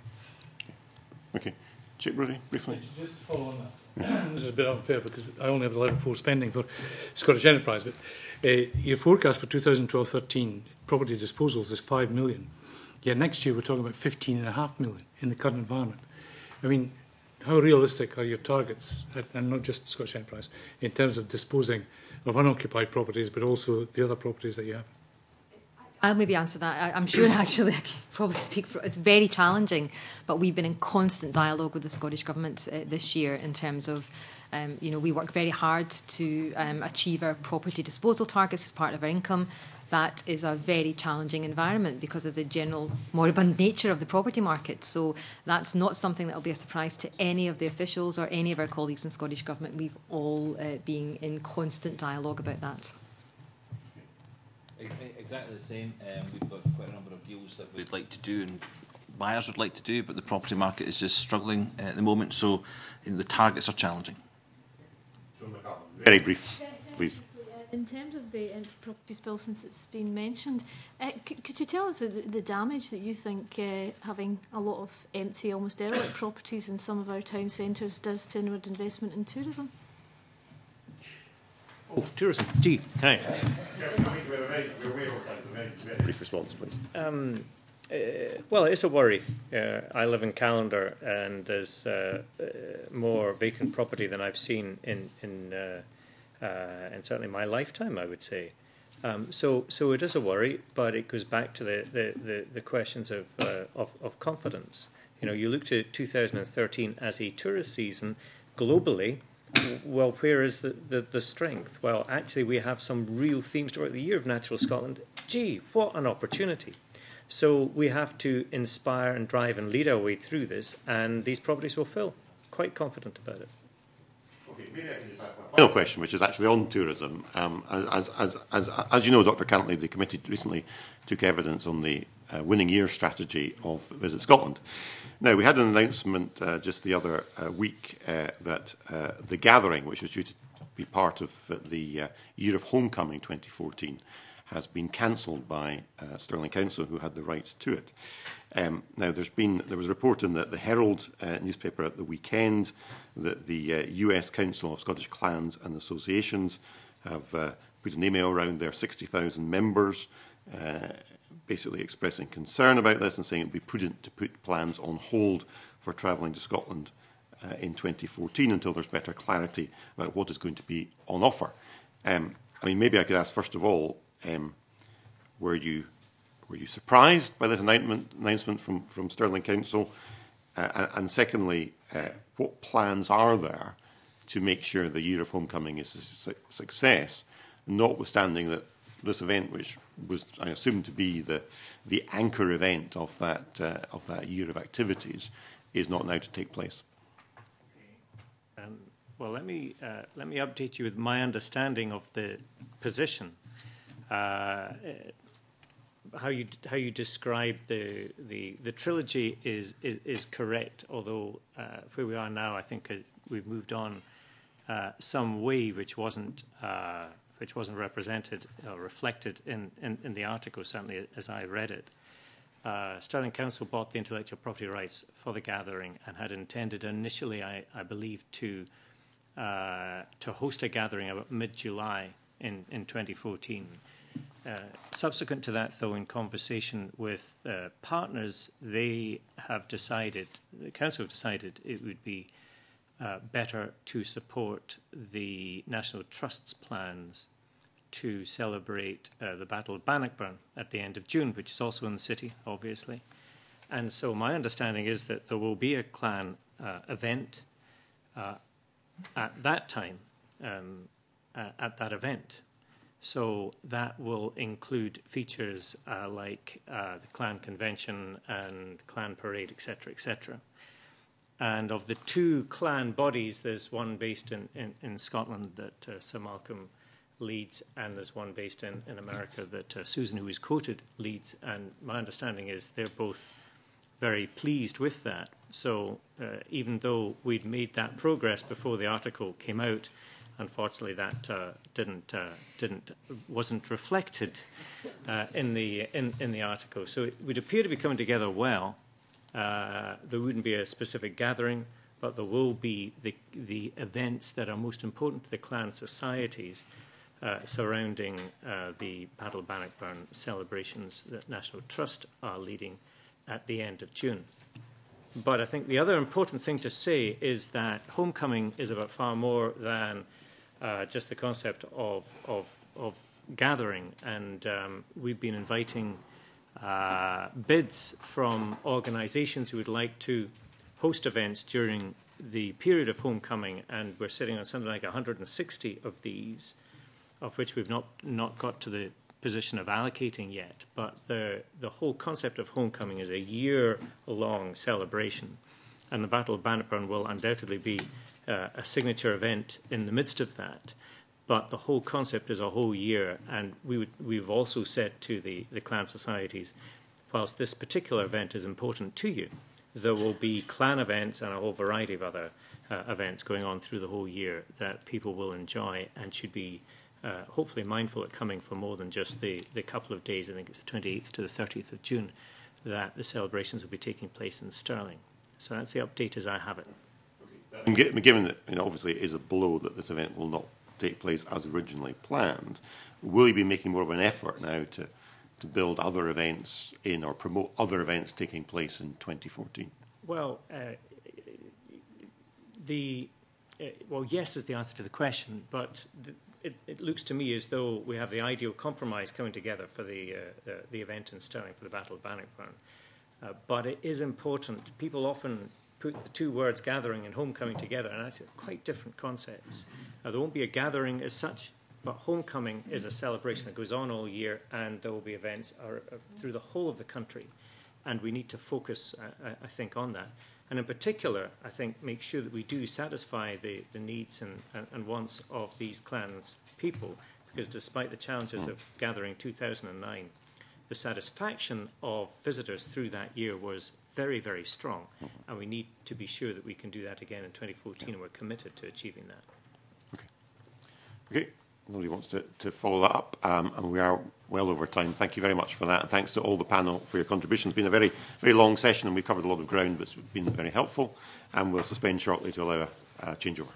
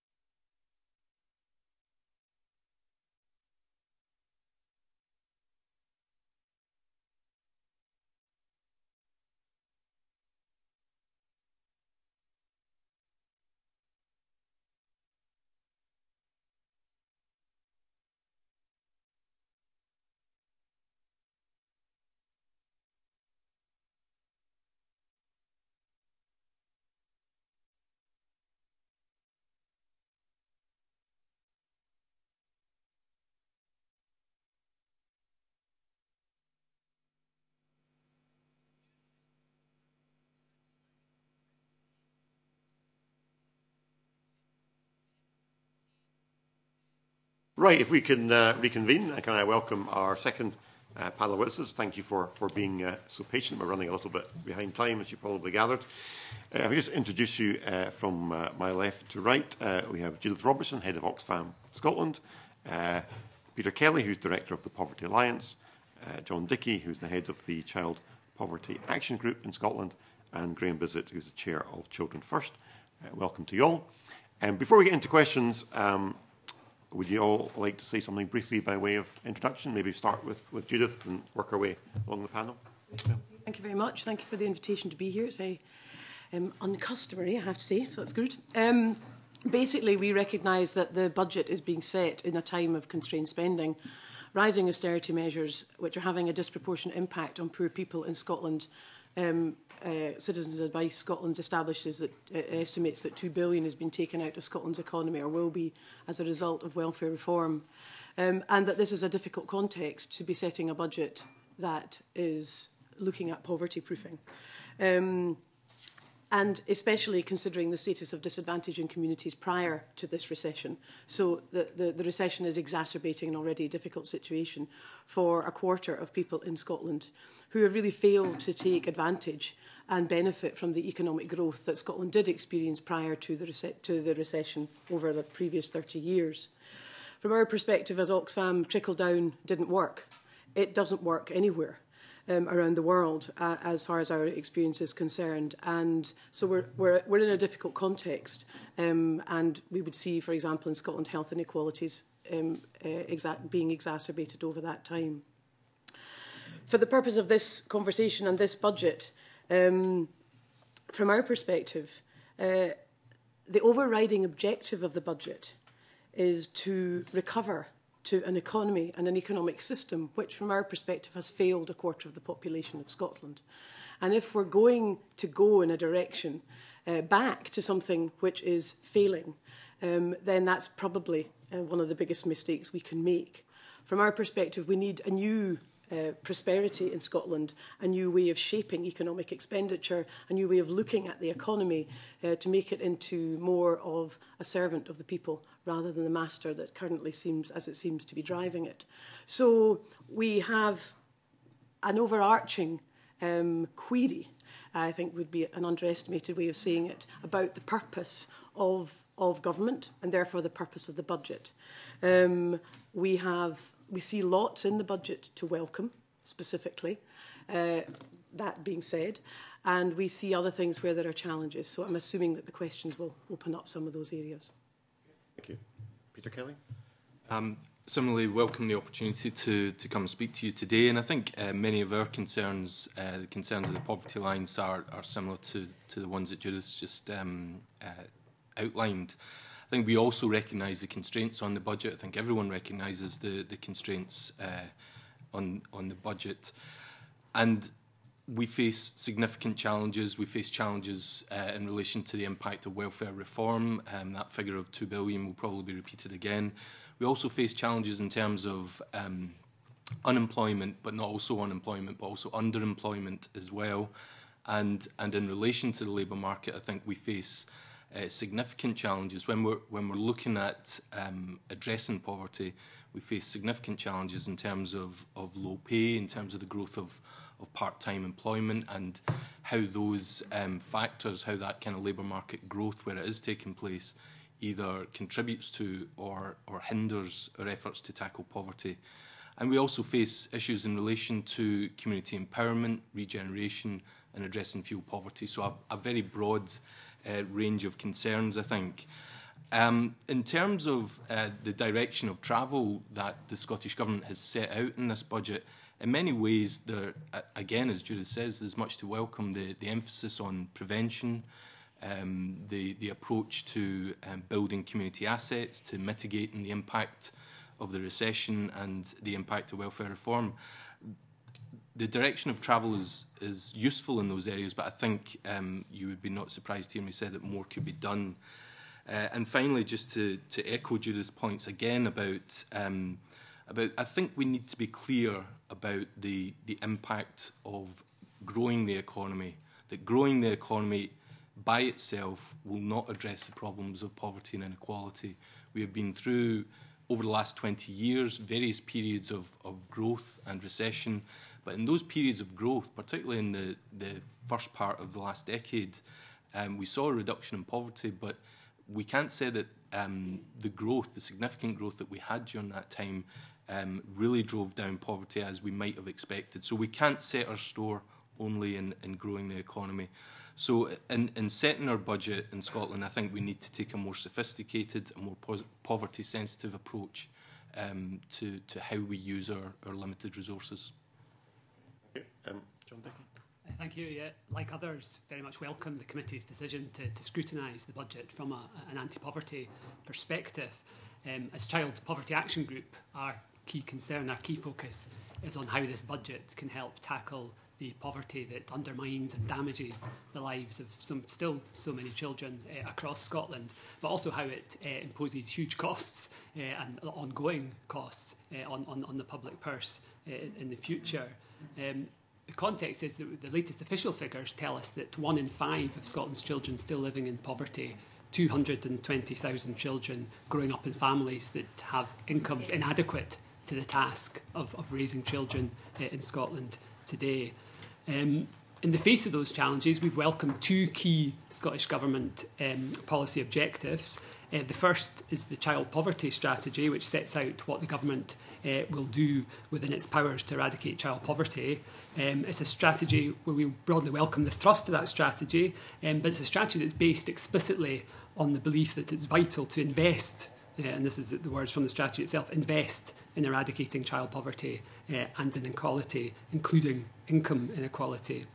And the second key policy objective is the commitment we've had from ministers to do everything within their power to protect people from those welfare cuts and reforms that Judith and Peter highlighted.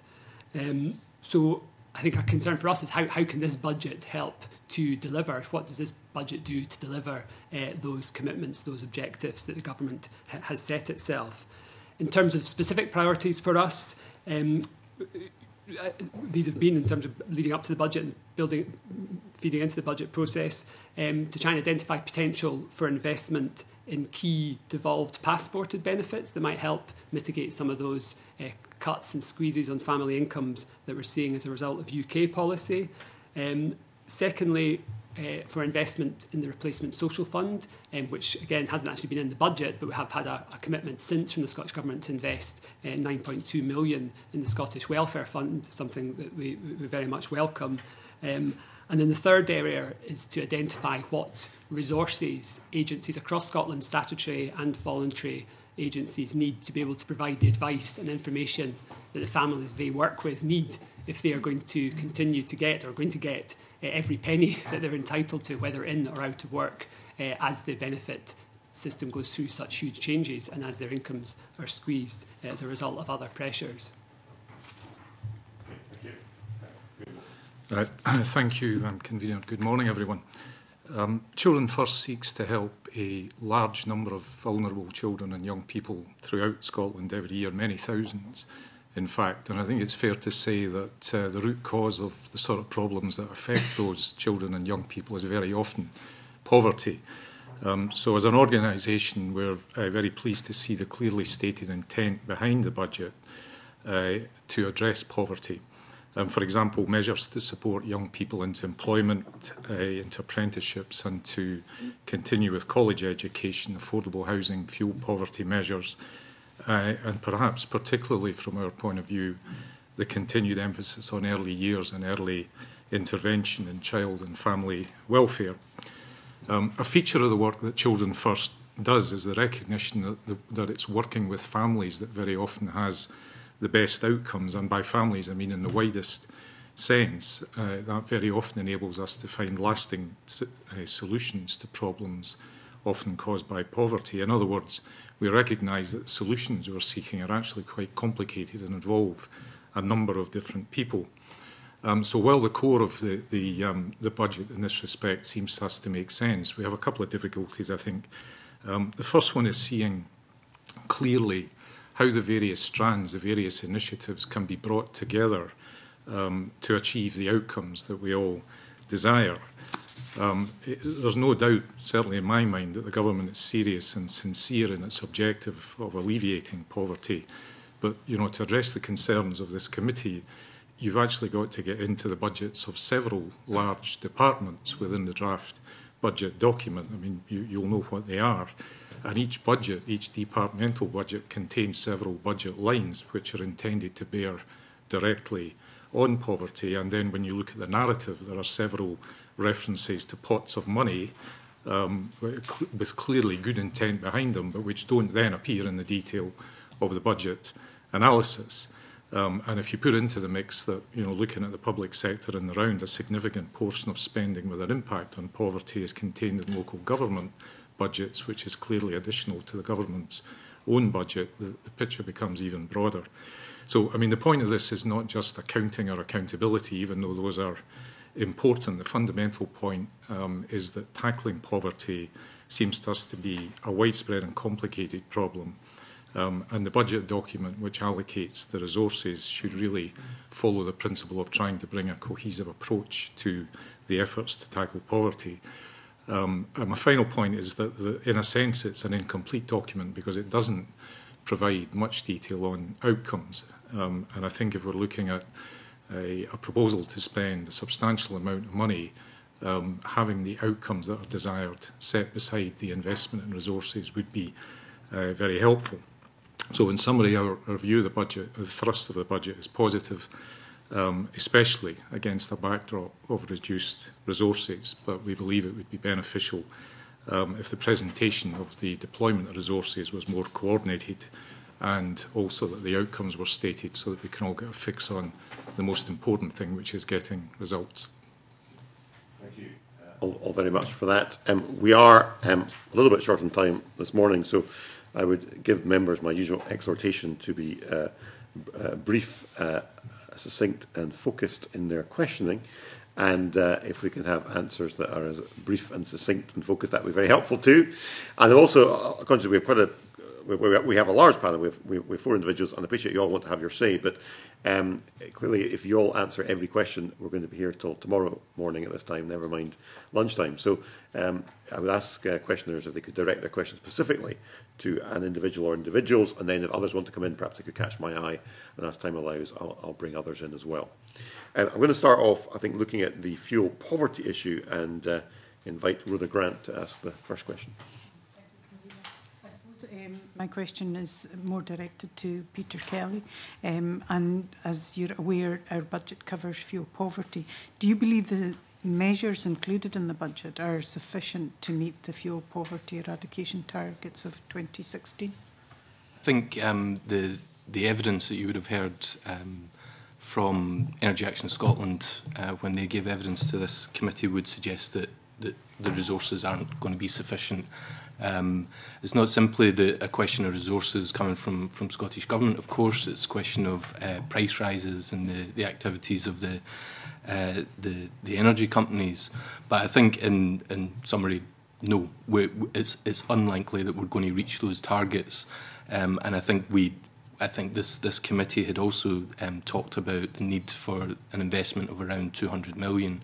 And I think EAS have been very clear that the resources that are forthcoming in this budget and that have been previously allocated aren't going to be sufficient. I take it you agree that the finance involved is around 200 million per annum to reach that. Is there something that we should be, or the Scottish Government should be doing, given that this is a process of holding them to account, other than obviously increasing their investment dramatically? Is there any other actions they should be taking within the budget to help reach the target? I mean, I think the new commitment that's been made, or the increased commitment that's been made around carbon reduction targets and the targets for producing energy from renewable resources that was made yesterday is very welcome. There's a question, though, about how disadvantaged communities, how communities who are experiencing fuel poverty now will benefit from the programmes that will seek to achieve that reduction. At the moment, I think the resources that are going into renewables aren't filtering down to those communities. And I think that could in itself not only address fuel poverty, but address a range of problems in disadvantaged communities. So I think looking at how those resources will be spent in the future should be a priority for Scottish Government. But fundamentally, we need more investment in the kinds of programmes that we've seen developed over the last few years. Just on that, are you saying that we should be encouraging more community development of renewables that is targeted towards those communities that suffer disproportionately high rates of fuel poverty? How do we then encourage those communities? Because in a way it needs communities that are out there, and in a way more affluent communities tend to be the ones that see those opportunities and look to building their own community renewables. How do you target those in fuel poverty, frankly, probably are more concerned about what they're going to eat tomorrow rather than a turbine they might build in a year or 2 years' time? How do you put the resources in to encourage them? I think that there are resources that are available. I think you're quite right in identifying that sometimes those communities who might need it most aren't the ones who are equipped to access those resources. Now, there are various organisations out there who could possibly intervene and support those communities more effectively to access those resources. And this is where it links back. I mentioned in my opening words about community empowerment. Many disadvantaged communities are not accessing these resources because they don't, in some ways, have the capacity to access those resources. It requires a significant degree of expertise and skill to apply for those resources, to do the scoping work, to identify whether microgeneration efforts would be successful. So I think we could look at dedicating some of those resources to disadvantaged communities to build capacity to then enable them to access funds. Peter, you'll be aware that the government is pushing forward with district heating schemes as something that they're interested in exploring. Is that the kind of thing that disadvantaged communities could take advantage of? I'm certainly no expert in district heating schemes, and I wouldn't propose to be so. But I think there are certainly some examples. I think in Aberdeen of district heating schemes that have worked and that have worked quite well. But again, I wouldn't say that I'm an expert, so I wouldn't want to comment too far. Any more questions on fuel poverty from the panel or Patrick? And then Patrick ask his question first, and then I'll go back to the panel. Yeah. Just to briefly follow up on that, if we accept that there is a need. Do I need to wait for the mic to come on? There we are. If we accept that there's a need to recognise that some communities will be less able to have the social capital or the technical expertise or the what's needed to get a community project up and running, is there not a need to look at the role of local authorities and registered social landlords to come together, possibly on their own, using local government borrowing power, possibly in partnership with the private sector as well, to invest in the infrastructure we need, either combined heat and power, district heating, the range of different technologies, including solar, that are out there that could reduce people's energy bills, and that if a local authority is using its own borrowing powers for that, it needs to be able to recoup that from the revenue from the energy generation. I think that's one of the things, as far as I understand, Patrick, that has been considered and that is being looked at by the Scottish Government about the role of local authorities in using those resources in that way. I guess the point that I would like to emphasise is that will have benefits, that will impact on fuel poverty, but I think we might not see the wider benefits of an approach that really focuses on how do we build the capacity of disadvantaged communities. Mm-hmm. Yeah. As we've seen in many parts of Scotland, particularly in rural parts of Scotland where communities have come together, have been able to access resources and gain an additional benefit from that, not simply from addressing fuel poverty, but being able to address a range of issues in their communities. Thanks. John Dickey wanted Yeah, so just to kind of add to what Peter was saying, I think we would agree that if we're serious about eradicating fuel poverty, it will require significant additional investment over and above what has been committed. But to add to that, I think it's important that that investment in future fuel poverty programmes continue to reach children and families affected by fuel poverty. We've seen some significant progress over the last few years in terms of widening out who fuel poverty programmes support, and we need to continue to ensure that that investment reaches children and families. So in terms of the proposed national retrofit programme, we need to ensure that areas with high levels of child poverty are part of the decision making about which areas to prioritise.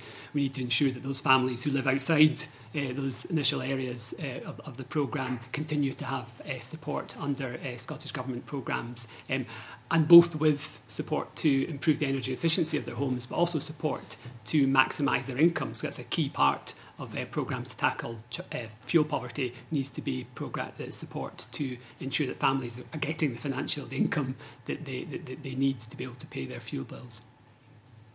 And it's just to follow on from that last point, that the reason people are in fuel poverty is because their incomes aren't big enough to be able to afford the bills, increasing bills.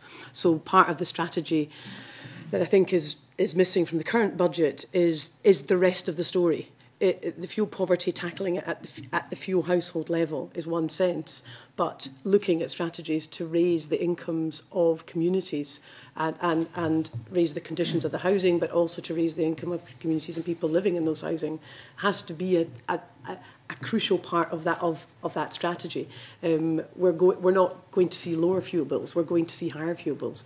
So if we don't tackle the bigger picture, so that investment, from my perspective, that investment in communities, not just to build capacity to be able to better access renewables, which is, I think, crucial, but to look at ways of developing sustainable local economies so that people have local employment, so that they're not in a position where they're suffering from fuel poverty. So that's the bigger picture. I just wanted to kind of build on. Okay, thank you. Jack Brodie, briefly. Yeah, we'll come to some of the macroeconomic issues in terms of welfare reform and the disposition of national income in a minute. I just wonder, some months ago, we had the senior representatives of the major utilities companies here, and they all said, yes, if there's a programme in fuel poverty, they would get involved. Can you tell me how engaged are the utility companies in this exercise, or are they engaged at all? And also, how engaged are the local authorities in trying to come up with programmes to mitigate fuel poverty? I think my experiences on the Scottish Fuel Poverty Forum, and they're certainly engaged, local authorities and the energy companies are engaged in that. I think that there's got to be questions about their level of engagement, their level of commitment, when we see the kinds of profits that are being made by those companies and how those are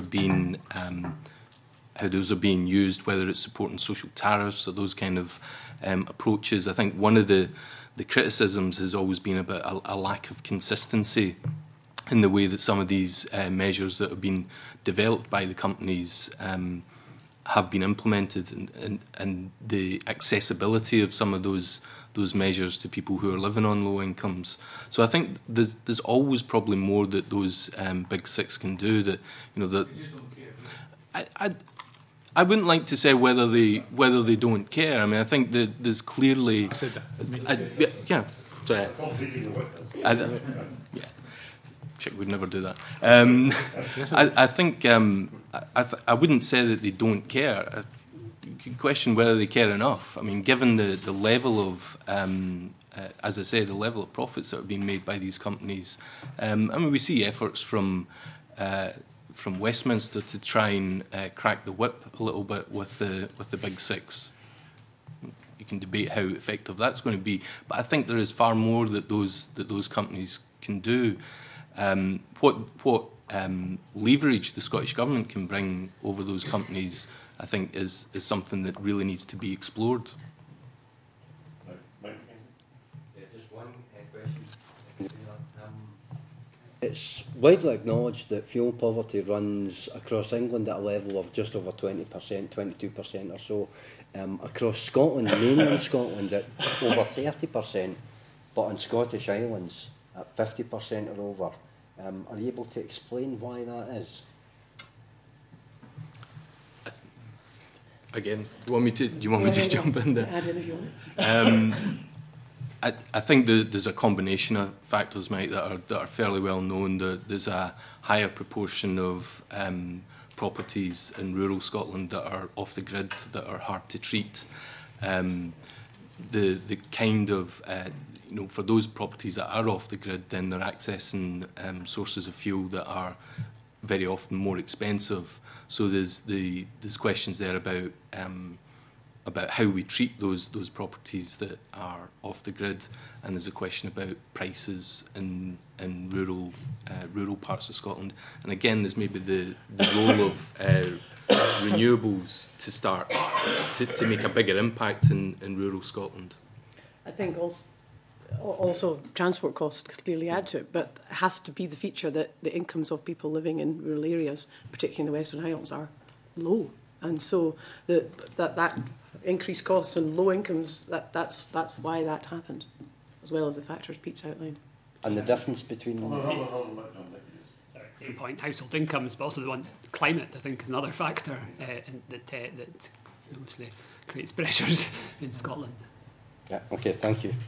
Okay, I think we'll move on. We've got other ground to cover. I think we want to look at issues of pay policy, so I'll bring in Patrick Harvey.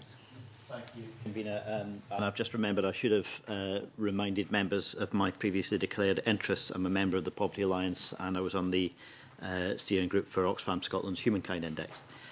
The pay policy includes a modest increase in public sector pay this year, at least in terms of the directly employed Scottish Government staff. We'll remain to see whether local authorities will be able to achieve the same thing. It still represents a real terms cut, and although there have been positive moves in terms of the living wage, we're not seeing other budgets in other parts of the Scottish Government, such as procurement budgets and business support services, used to create real incentives for the living wage to become the norm throughout the economy.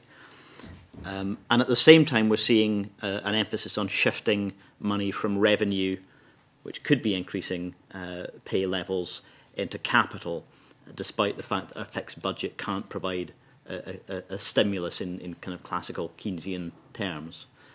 Could I ask for your general response to the announcements this year from Mr Swinney about the pay policy? Modest increases at the bottom, continue the freeze at the top, but still a real terms cut in that context. Whoever would like to kick off. I'll kick off. I think our starting point in terms of the pay policy would be with the commitment to the living wage, and I think that there's just no doubt that we strongly welcome the commitment that the Scottish Government has made to pay the living wage over the course of the rest of this Parliament, as I understand it. That's a significant commitment. I'm not absolutely certain of what that means in cash terms over the next over the review period, but I think symbolically even it's a significant commitment. The commitments made by the local authorities that are going to pay the living wage, that are already paying the living wage or that are making steps towards paying it, again, are also important. But there is much more that could be done. I think you've identified two areas that we would think are important in terms of the influence that Scottish Government and local authorities and the business development organisations could have on widening the number of, or increasing the number of workers that are paid the living wage. In terms of procurement, there's obviously an ongoing consultation at the moment on procurement reform from Scottish Government, which we were pleased that it has references in that to the living wage. We know that there's possibly difficulties coming from the European level on including living wage in procurement processes. But I think there's probably more that could be done. That could be a little bit more creative, and I know that's part of what the consultation process around that bill is looking at in terms of the living wage, how they could possibly be more creative. But we're looking at $9 billion being spent on procurement processes a year. There's, I think, a broader issue of the wider community benefit that should be coming from that procurement, and I certainly get the sense that there's a desire on the part of the Scottish Government to look at how that could be used and how it could achieve a wider community benefit. In terms of the business development, we just came in at the end of your previous long session, and it was interesting just to hear some of what, particularly in terms of tourism and tourist development, is clearly a vital part of the Scottish economy. It's clearly a part that we expect to grow. It's also one of the areas of the Scottish economy where there is a significant proportion of low-paid workers. And this, possibly trying to link too many issues together here, but this is where an approach to the budget that was about poverty-proofing the budget, whatever we might mean by that, might say, well, if we're investing in tourism development, what does that mean in terms of our broader goals, not just in terms of economic growth, but on poverty reduction? And is there more that those business support organisations could be doing to address some of the issues of inequality in the labour market? I think there is. Little known fact that Scottish Enterprise was one of the first organisations that we gave a Living Wage Employer Award to quite a number of years ago, probably 3 or 4, when they committed to pay the living wage as it was then, of £7 an hour. We had hoped at that point that they would embrace the living wage and would talk to employers about it and encourage them to try and do more.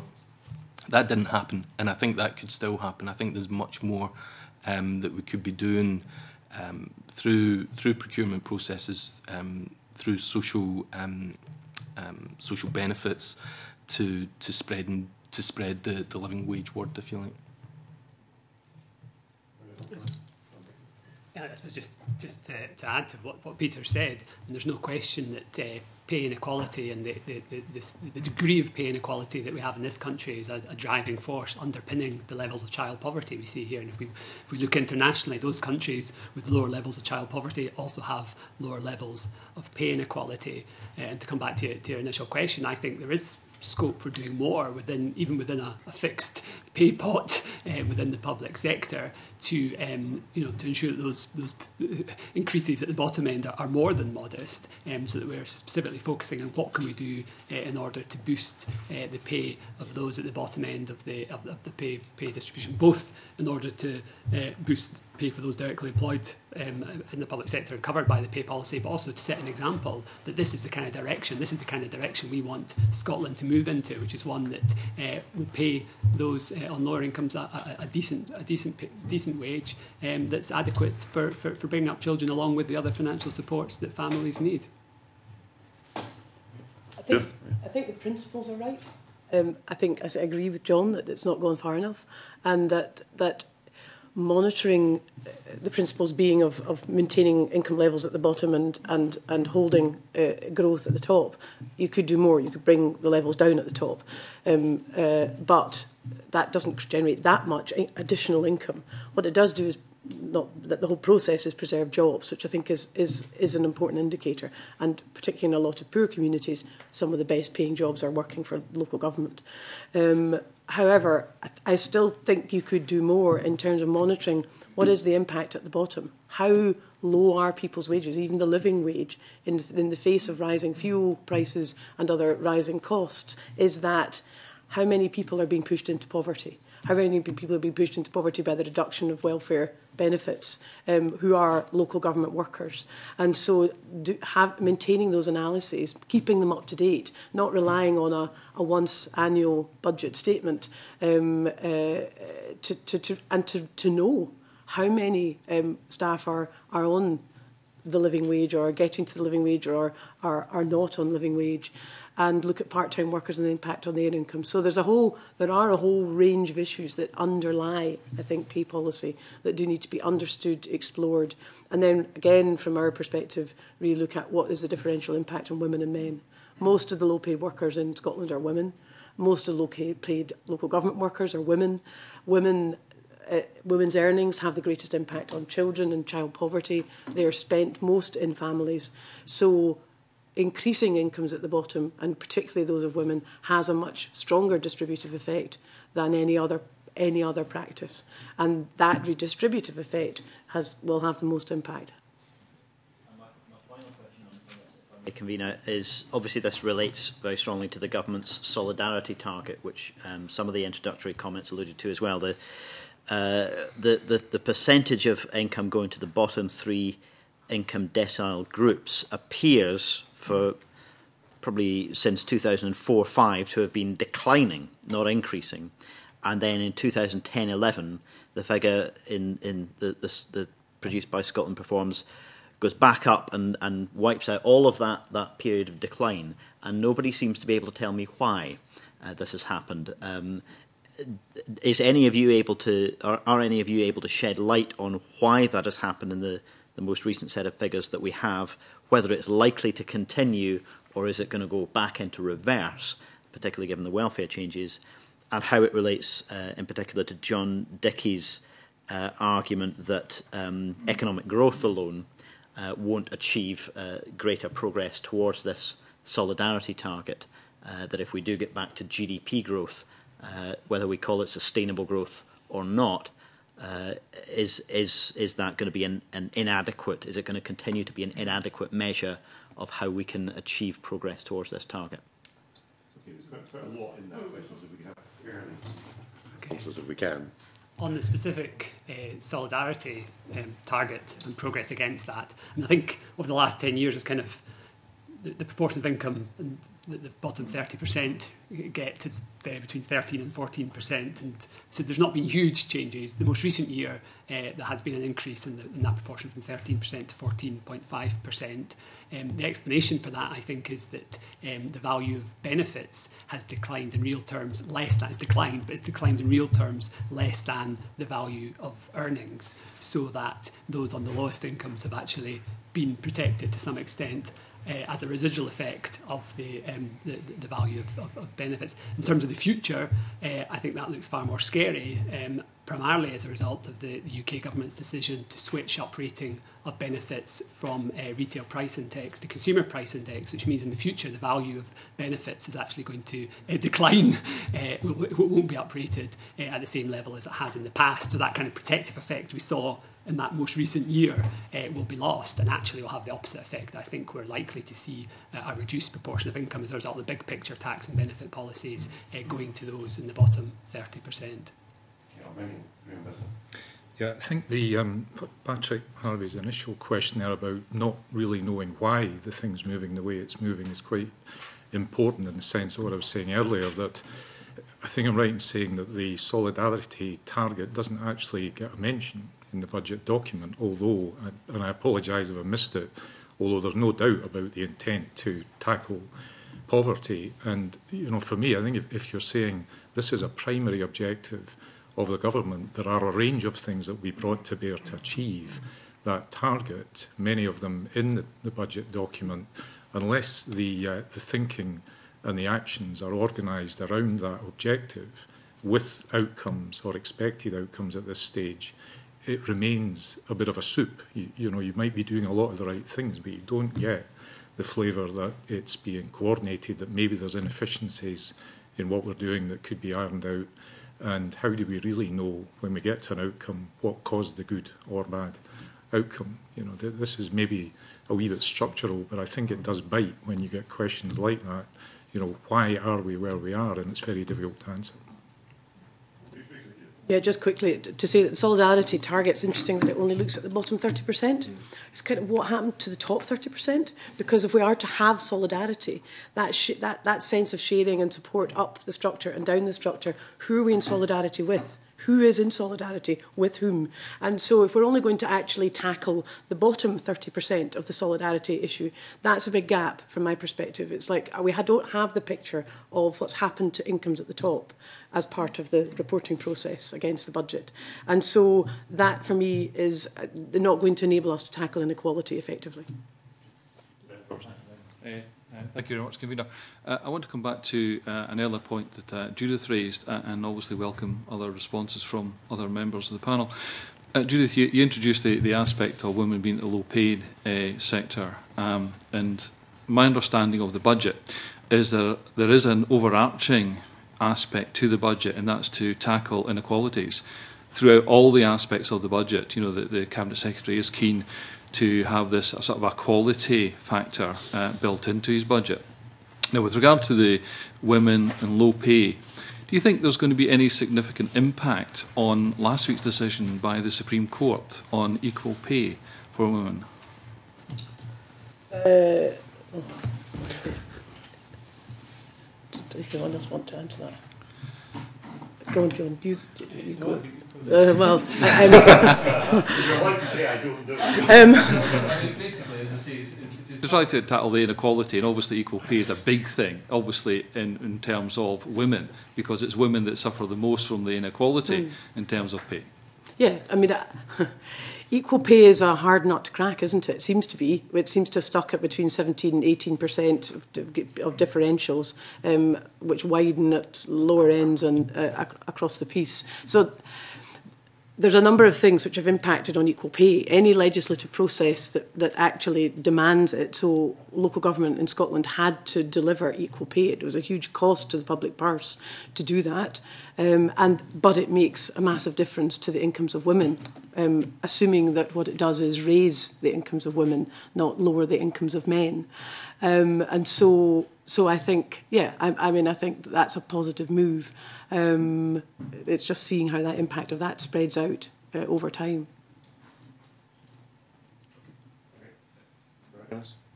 Yes, yeah. I mean, I know it's a difficult question to answer because it's the ruling just came last week, and I'm aware of that. But do you think there's anything else we should be doing to actually look at tackling the low pay aspect of women in general? And was there anything in the budget that gave you some degree of hope that the inequalities were actually being addressed, in terms of women especially? The living wage is an important indicator, and continued and sustained government support for the living wage, I think, is really important. I think there is a whole lot more we could do. I think if, for example, Scottish Enterprise, through its processes, encouraged employers to look more forcibly at their employment practices of women, whether the living wage. To reiterate what Peter said, if all public sector bodies were actively promoting the living wage, Tourism, Visit Scotland, were asking questions when they were doing their engagement with their different employers, is living wage part of your practice? How are you engaging with women? What kind of salaries are women being paid? There's loads of part-time jobs in that sector. So there's a whole range of issues that could be raised quite proactively around pay alone. Now, equality issues go beyond pay. Equal pay is part of it, but tackling equality goes beyond pay. And I think there are probably... I have to say this because I think it's quite important. We're not in a position to do an analysis of the budget from a real equalities perspective as Oxfam. We would love to be in a position, but we haven't been able to do that kind of scrutiny. I would love to do that, but our resources are deployed in various different places. I think, and if we were to really poverty-proof the budget, we would have civil servants really drilling down on the different lines of expenditure and seeing who wins and who loses from this decision. Who gets the benefit of the decision and who loses out as a result of this decision. So, if you look at the decision to fund the Forth Road Bridge, who wins and who loses? If you look at it from the perspective that 25% or 30% of Scotland's population is failing to engage proactively in the economy to their benefit, is that decision diverting resources away from something which could be much more proactive in reducing poverty? So, that for me is the equality analysis. It's not just about women. Women are very important within that because they are the most poor people. But it's about the whole piece. It's about how we're making that analysis and drawing those lines and understanding what difference and impact our expenditure is having. And that's what I don't see in the budget or in the equality statement. So that for me is the biggest gap. Okay, John Park. Thank you, Convener. And just following on for that, and notwithstanding the lack of the analysis that's there, Judith, and I think you've alluded to this already about some suggestions what the Scottish Government could do in policy terms to improve budget outputs. We've spoken about the living wage. You've spoken about procurement. When Scottish Enterprise were just in the previous session there, it struck me that they were talking wholly about the numbers, the jobs they get. Peter mentioned earlier underemployment. Can you say what you think would improve in terms of strings that could be put in by Scottish Enterprise contracts, not just procurement, but looking at procurement, sustainable procurement, that would actually make sure that we had more meaningful, better quality employment in Scotland directly coming from Scottish Government spend? I can have a stab. One of the things we see in communities, and this often happens, it was interesting when they talked about empty premises, Scottish Enterprise's portfolio of empty premises, and 400,000 just on the increase in your costs. So I thought, how many of those empty premises are in poor communities? And one of the comments one of our partners made, we work in Govan quite a lot, was look around you, there's plenty to do in this community. We're not short of, there's no shortage of things that need done in Govan, things that we could gainfully employ people to do, to upgrade facilities, to upgrade all sorts of resources that we have, to use local resources more effectively, and to bring people in to that process, to bring communities. Peter talked about the Community Empowerment Bill, or the community empowerment processes, to actively and genuinely, and I think the genuine is the real bit, engage communities in what does community renewal look like for you? How could it look in Govan? How could it really deliver and turn around this area? And then invest in that. And so, I mean, one of the things we advocate is a more participatory budgeting approach. So you're actually engaging people in spending decisions. And there's a couple of examples of where that's, well, there's loads of examples globally where that's been effective. There are a couple of examples here. So given that we're in a tightening economy, not a growing one, and we are having to make decisions about how resources are allocated sparsely, again, it comes back to that, not just who wins and who loses, but who decides, and what is the impact of that decision on lots of other people. And if we don't engage people who are not winning in that process, in having those conversations, we're never going to know what they think. We're never not going to know what's going to work. And I think that I see that as a real, it's implicit in the budget. It's not explicit, but I see it as a real gap, actually, in the way we do business in Scotland. We could much more engage our communities in decision-making processes that were meaningful to them, support them, deliver on the consultations, not just say thanks for your view and walk off and we'll make the same decision anyway, but actually act on people's thoughts and views and see how that delivers local jobs that people have some belief in, they want to do and they want to engage in, and whether that be women or men. To be honest, in a lot of poor communities, men are really struggling. So there's different impacts, but they're severe. If there's any obligations or things that could be put into contracts with Scottish Enterprise or procurement to actually improve things in terms of family budgets, is there any examples that you have? I think there's already been a commitment around infrastructure spending that there will be there'll be clauses in that, and I think it is mostly around apprenticeships. But I think you're probably getting a common theme here that looking at the budget document, it's difficult to assess the exact impact of some of that. So there's been commitments made. There was a commitment made in the infrastructure plan that was published last year, I think, about apprenticeships being attached to large spend projects, and that's very welcome. But maybe I just don't know the figures, but I don't see in the budget where that's aligned. You know, where we can clearly see through projects like whether it's Forth Road Bridge or other big spending projects, what the social impact of that is. And that goes back to, again, what kind of analysis are we making in the budget. But certainly around youth unemployment, and there is more, and again, I recognise the activity that's been undertaken by the Scottish Government, but there is probably more that could be done there. I mean, we have a severe problem of youth unemployment, again, that we all recognise past the 100,000 mark in Scotland. It's a significant problem. And we need to look at where that 9 billion is going, where it can be used more effectively to engage with young people. But I think Judith points again about what are the local processes around through which these decisions are made, through which local spending decisions are made, and how are communities effectively engaged in that is an important one. Briefly. Yes, a very brief comment following Peter's comments, Convener.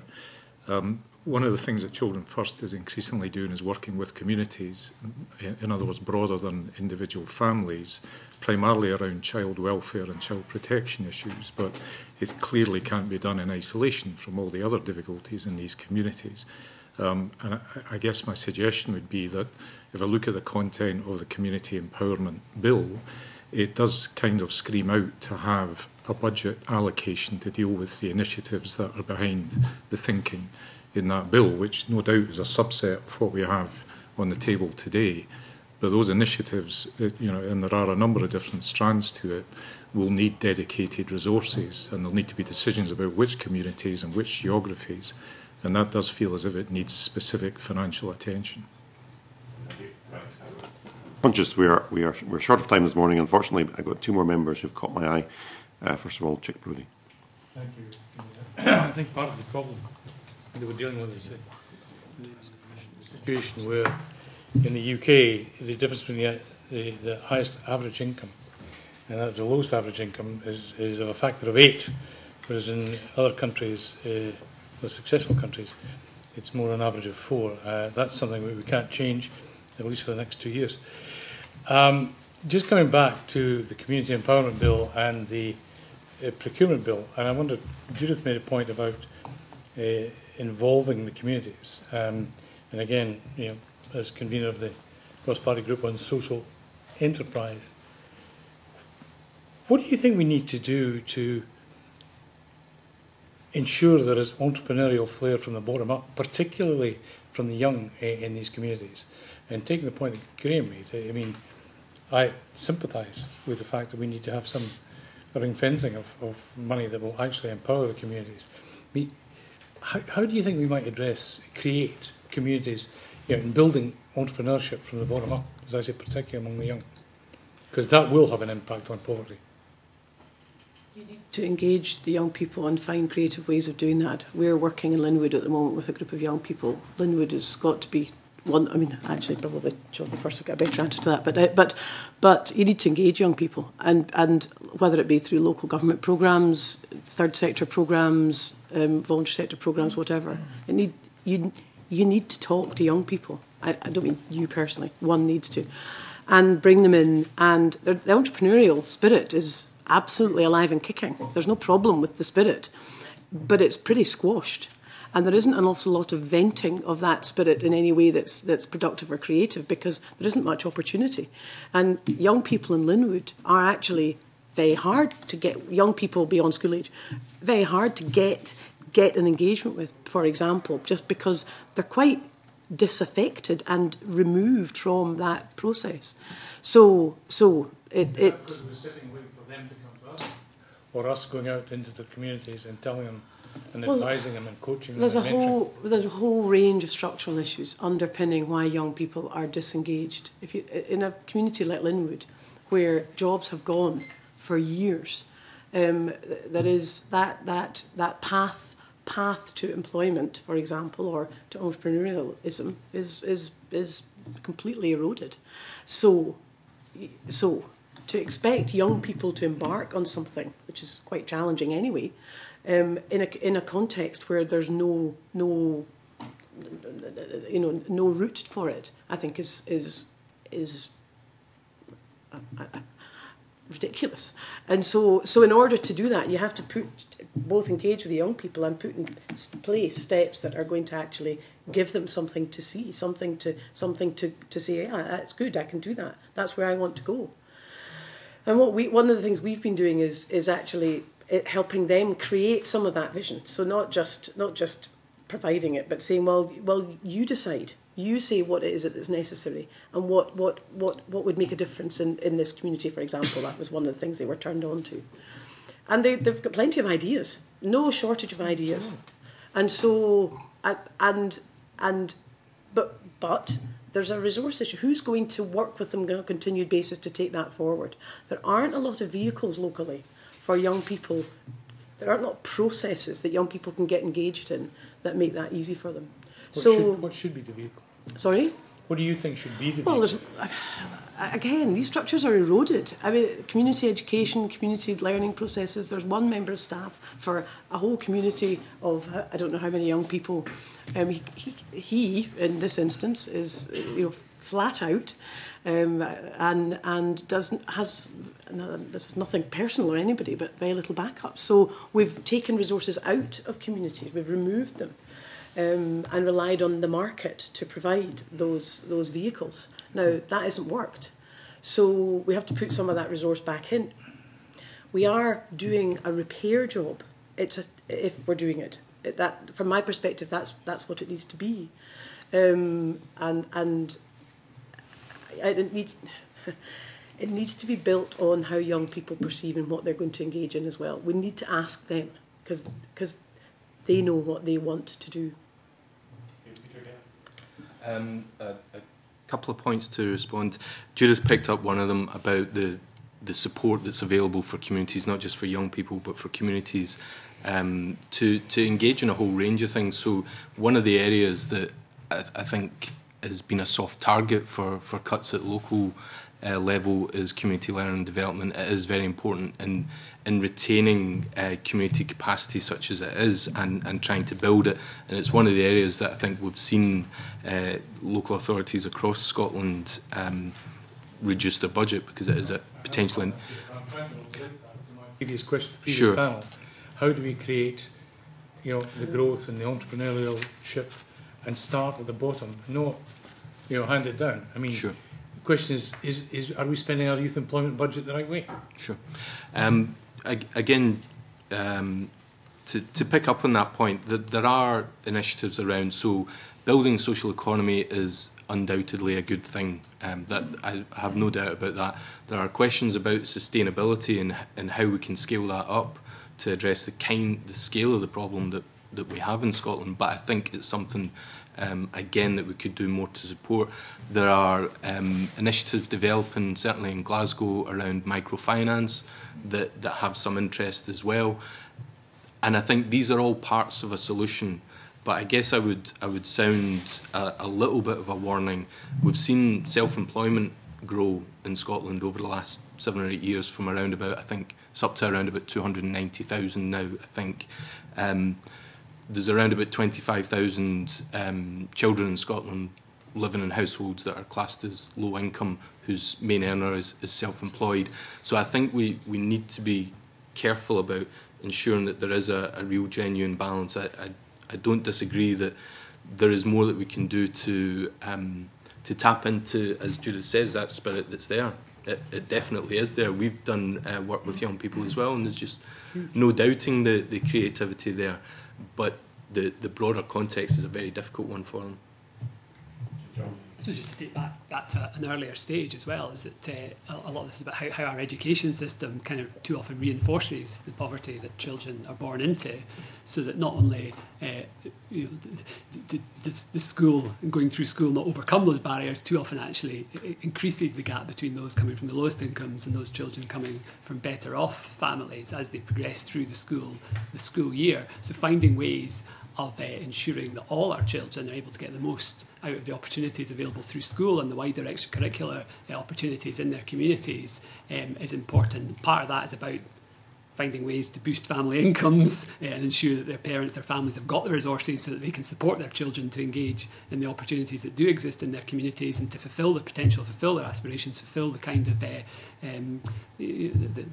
entrepreneurship that they do have and to do that. And the other thing is about identifying those bits of the school system that actually impose costs and mean that for too many children, school doesn't feel like a place for them, that they're cut off from, whether it's cost of school trips, whether it's a cost of a healthy school meal during the school day, whether it's additional cost for materials to bring into school, that either those impose an unfair burden on the families, or it means that the children just end up not fully participating and not getting most out of the school day, which has knock-on effects as those children grow up in terms of their ability to take advantage of opportunities further on. Very brief.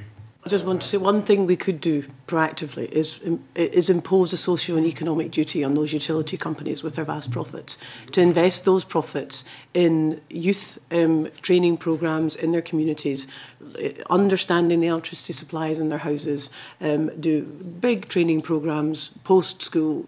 There's myriad ways we could engage young people in communities in learning about how things work and delivering, services, etc. And use some of those profits to put back into the communities. Yes, sorry, Graham. Yeah. I think there's a danger that we look for a one-size-fits-all solution. We shouldn't.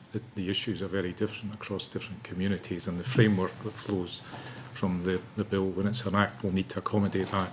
Second point is simply that I wouldn't underestimate the power of local heroes in driving the sort of entrepreneurial spirit I think you're seeking. And that doesn't mean people who are household names. The local newsagent, the local hairdresser is an entrepreneur. Let's try and harness some of their skills in working with young people and make some progress. Lastly, hopefully, briefly, Joan McAlpin. Convener, yes, regarding the point you just made, of course, those energy companies are regulated by the UK government in London. And I wanted to ask you all what extra powers this Parliament needs, in your view, in order to deliver the kind of budget that tackles poverty and inequality in the way that you'd like to see? Can we have very brief answers to that if you can? I mean, clearly, I think we have to be realistic about within. I mean, we don't have a view as an organisation. Don't have a view where powers lie. Clearly, we have to be realistic about what is possible within the powers of this Parliament to tackle the kinds of poverty and inequality that we've been describing, which is not to say, and hopefully we've given enough of a flavour, that there is lots of things that can be done with powers that are already here, but that we do have to be realistic that the big tax and benefit policies that have the big impact on levels of poverty and employment policies are still at a UK level. So we still need to be continuing to make the case to the UK government as the actions, as long as it holds those powers, of the actions it needs to be taking. I mean, the impact of UK welfare reform alone, the modelling, the forecasting, that will increase the number, tax and benefit policies will increase the number of children living in poverty across the UK by 800,000 by the end of this decade. That £2.5 billion being taken out of family incomes in Scotland alone. Clearly, it's very hard to put in place policies here in Scotland to mitigate all of that. But that shouldn't take away from the powers that we do have to look at distribution of pay where we do have powers of that, to look at how we invest in early years and in children and families, to ensure that even within those restraints, we're doing everything we possibly can within the powers we have here at the moment. Do I take it the others will concur with that? I'll concur. Just to briefly say, whatever powers the Scottish Parliament, Scottish Government has, it needs to use them consistently to address poverty and inequality, no matter what the balance of powers. And just one final point is we have a little-known anti-poverty strategy called Achieving Our Potential. Now, I think there is much more that we could do to look at that strategy, to look at the strategic approach that we take to tackling poverty in Scotland. That was a document that was published in 2008, badly in need of being refreshed, I think, to say we're in a completely different time period now.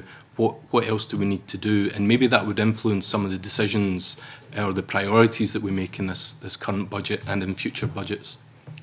And I suppose from our perspective, it's not who has the power, but what they do with it. So over to back to Peter's point about what you do with the power that you have. Yeah, I don't make any constitutional point at all, but I think one of the best arguments for having more power, authority and budget is to demonstrate how well we do with power, authority and budget that we already have. And again, I won't labour it, but I think that's back to making the best use in the short term of the resources we have and being able to demonstrate the real positive outcomes that we're achieving. Thank you all very much. I think on that note we probably have to draw it to a close given the time. I'm very grateful to you all for your time and coming along and for helping us with our budget scrutiny. Thank you very much. Just before we go into private session for item 3, I just want to inform members that, as I understand it, this is Patrick Harvey's last meeting of the committee, so I'm sure we would like to wish Patrick well in his new berth on whatever committee it is. I've forgotten now which one you're going to. Referendum Bill, that's right, Referendum Bill, and thank you for your contribution to our deliberations over the past it's been an year and a absolute half. Joy. An absolute joy. For all of us. And we'll be joined, I believe, the intention subject to the parliamentary vote, I think Alison Johnson will be joining us from next week. So look forward to welcoming Alison. And with that, we go into private session. Thank you.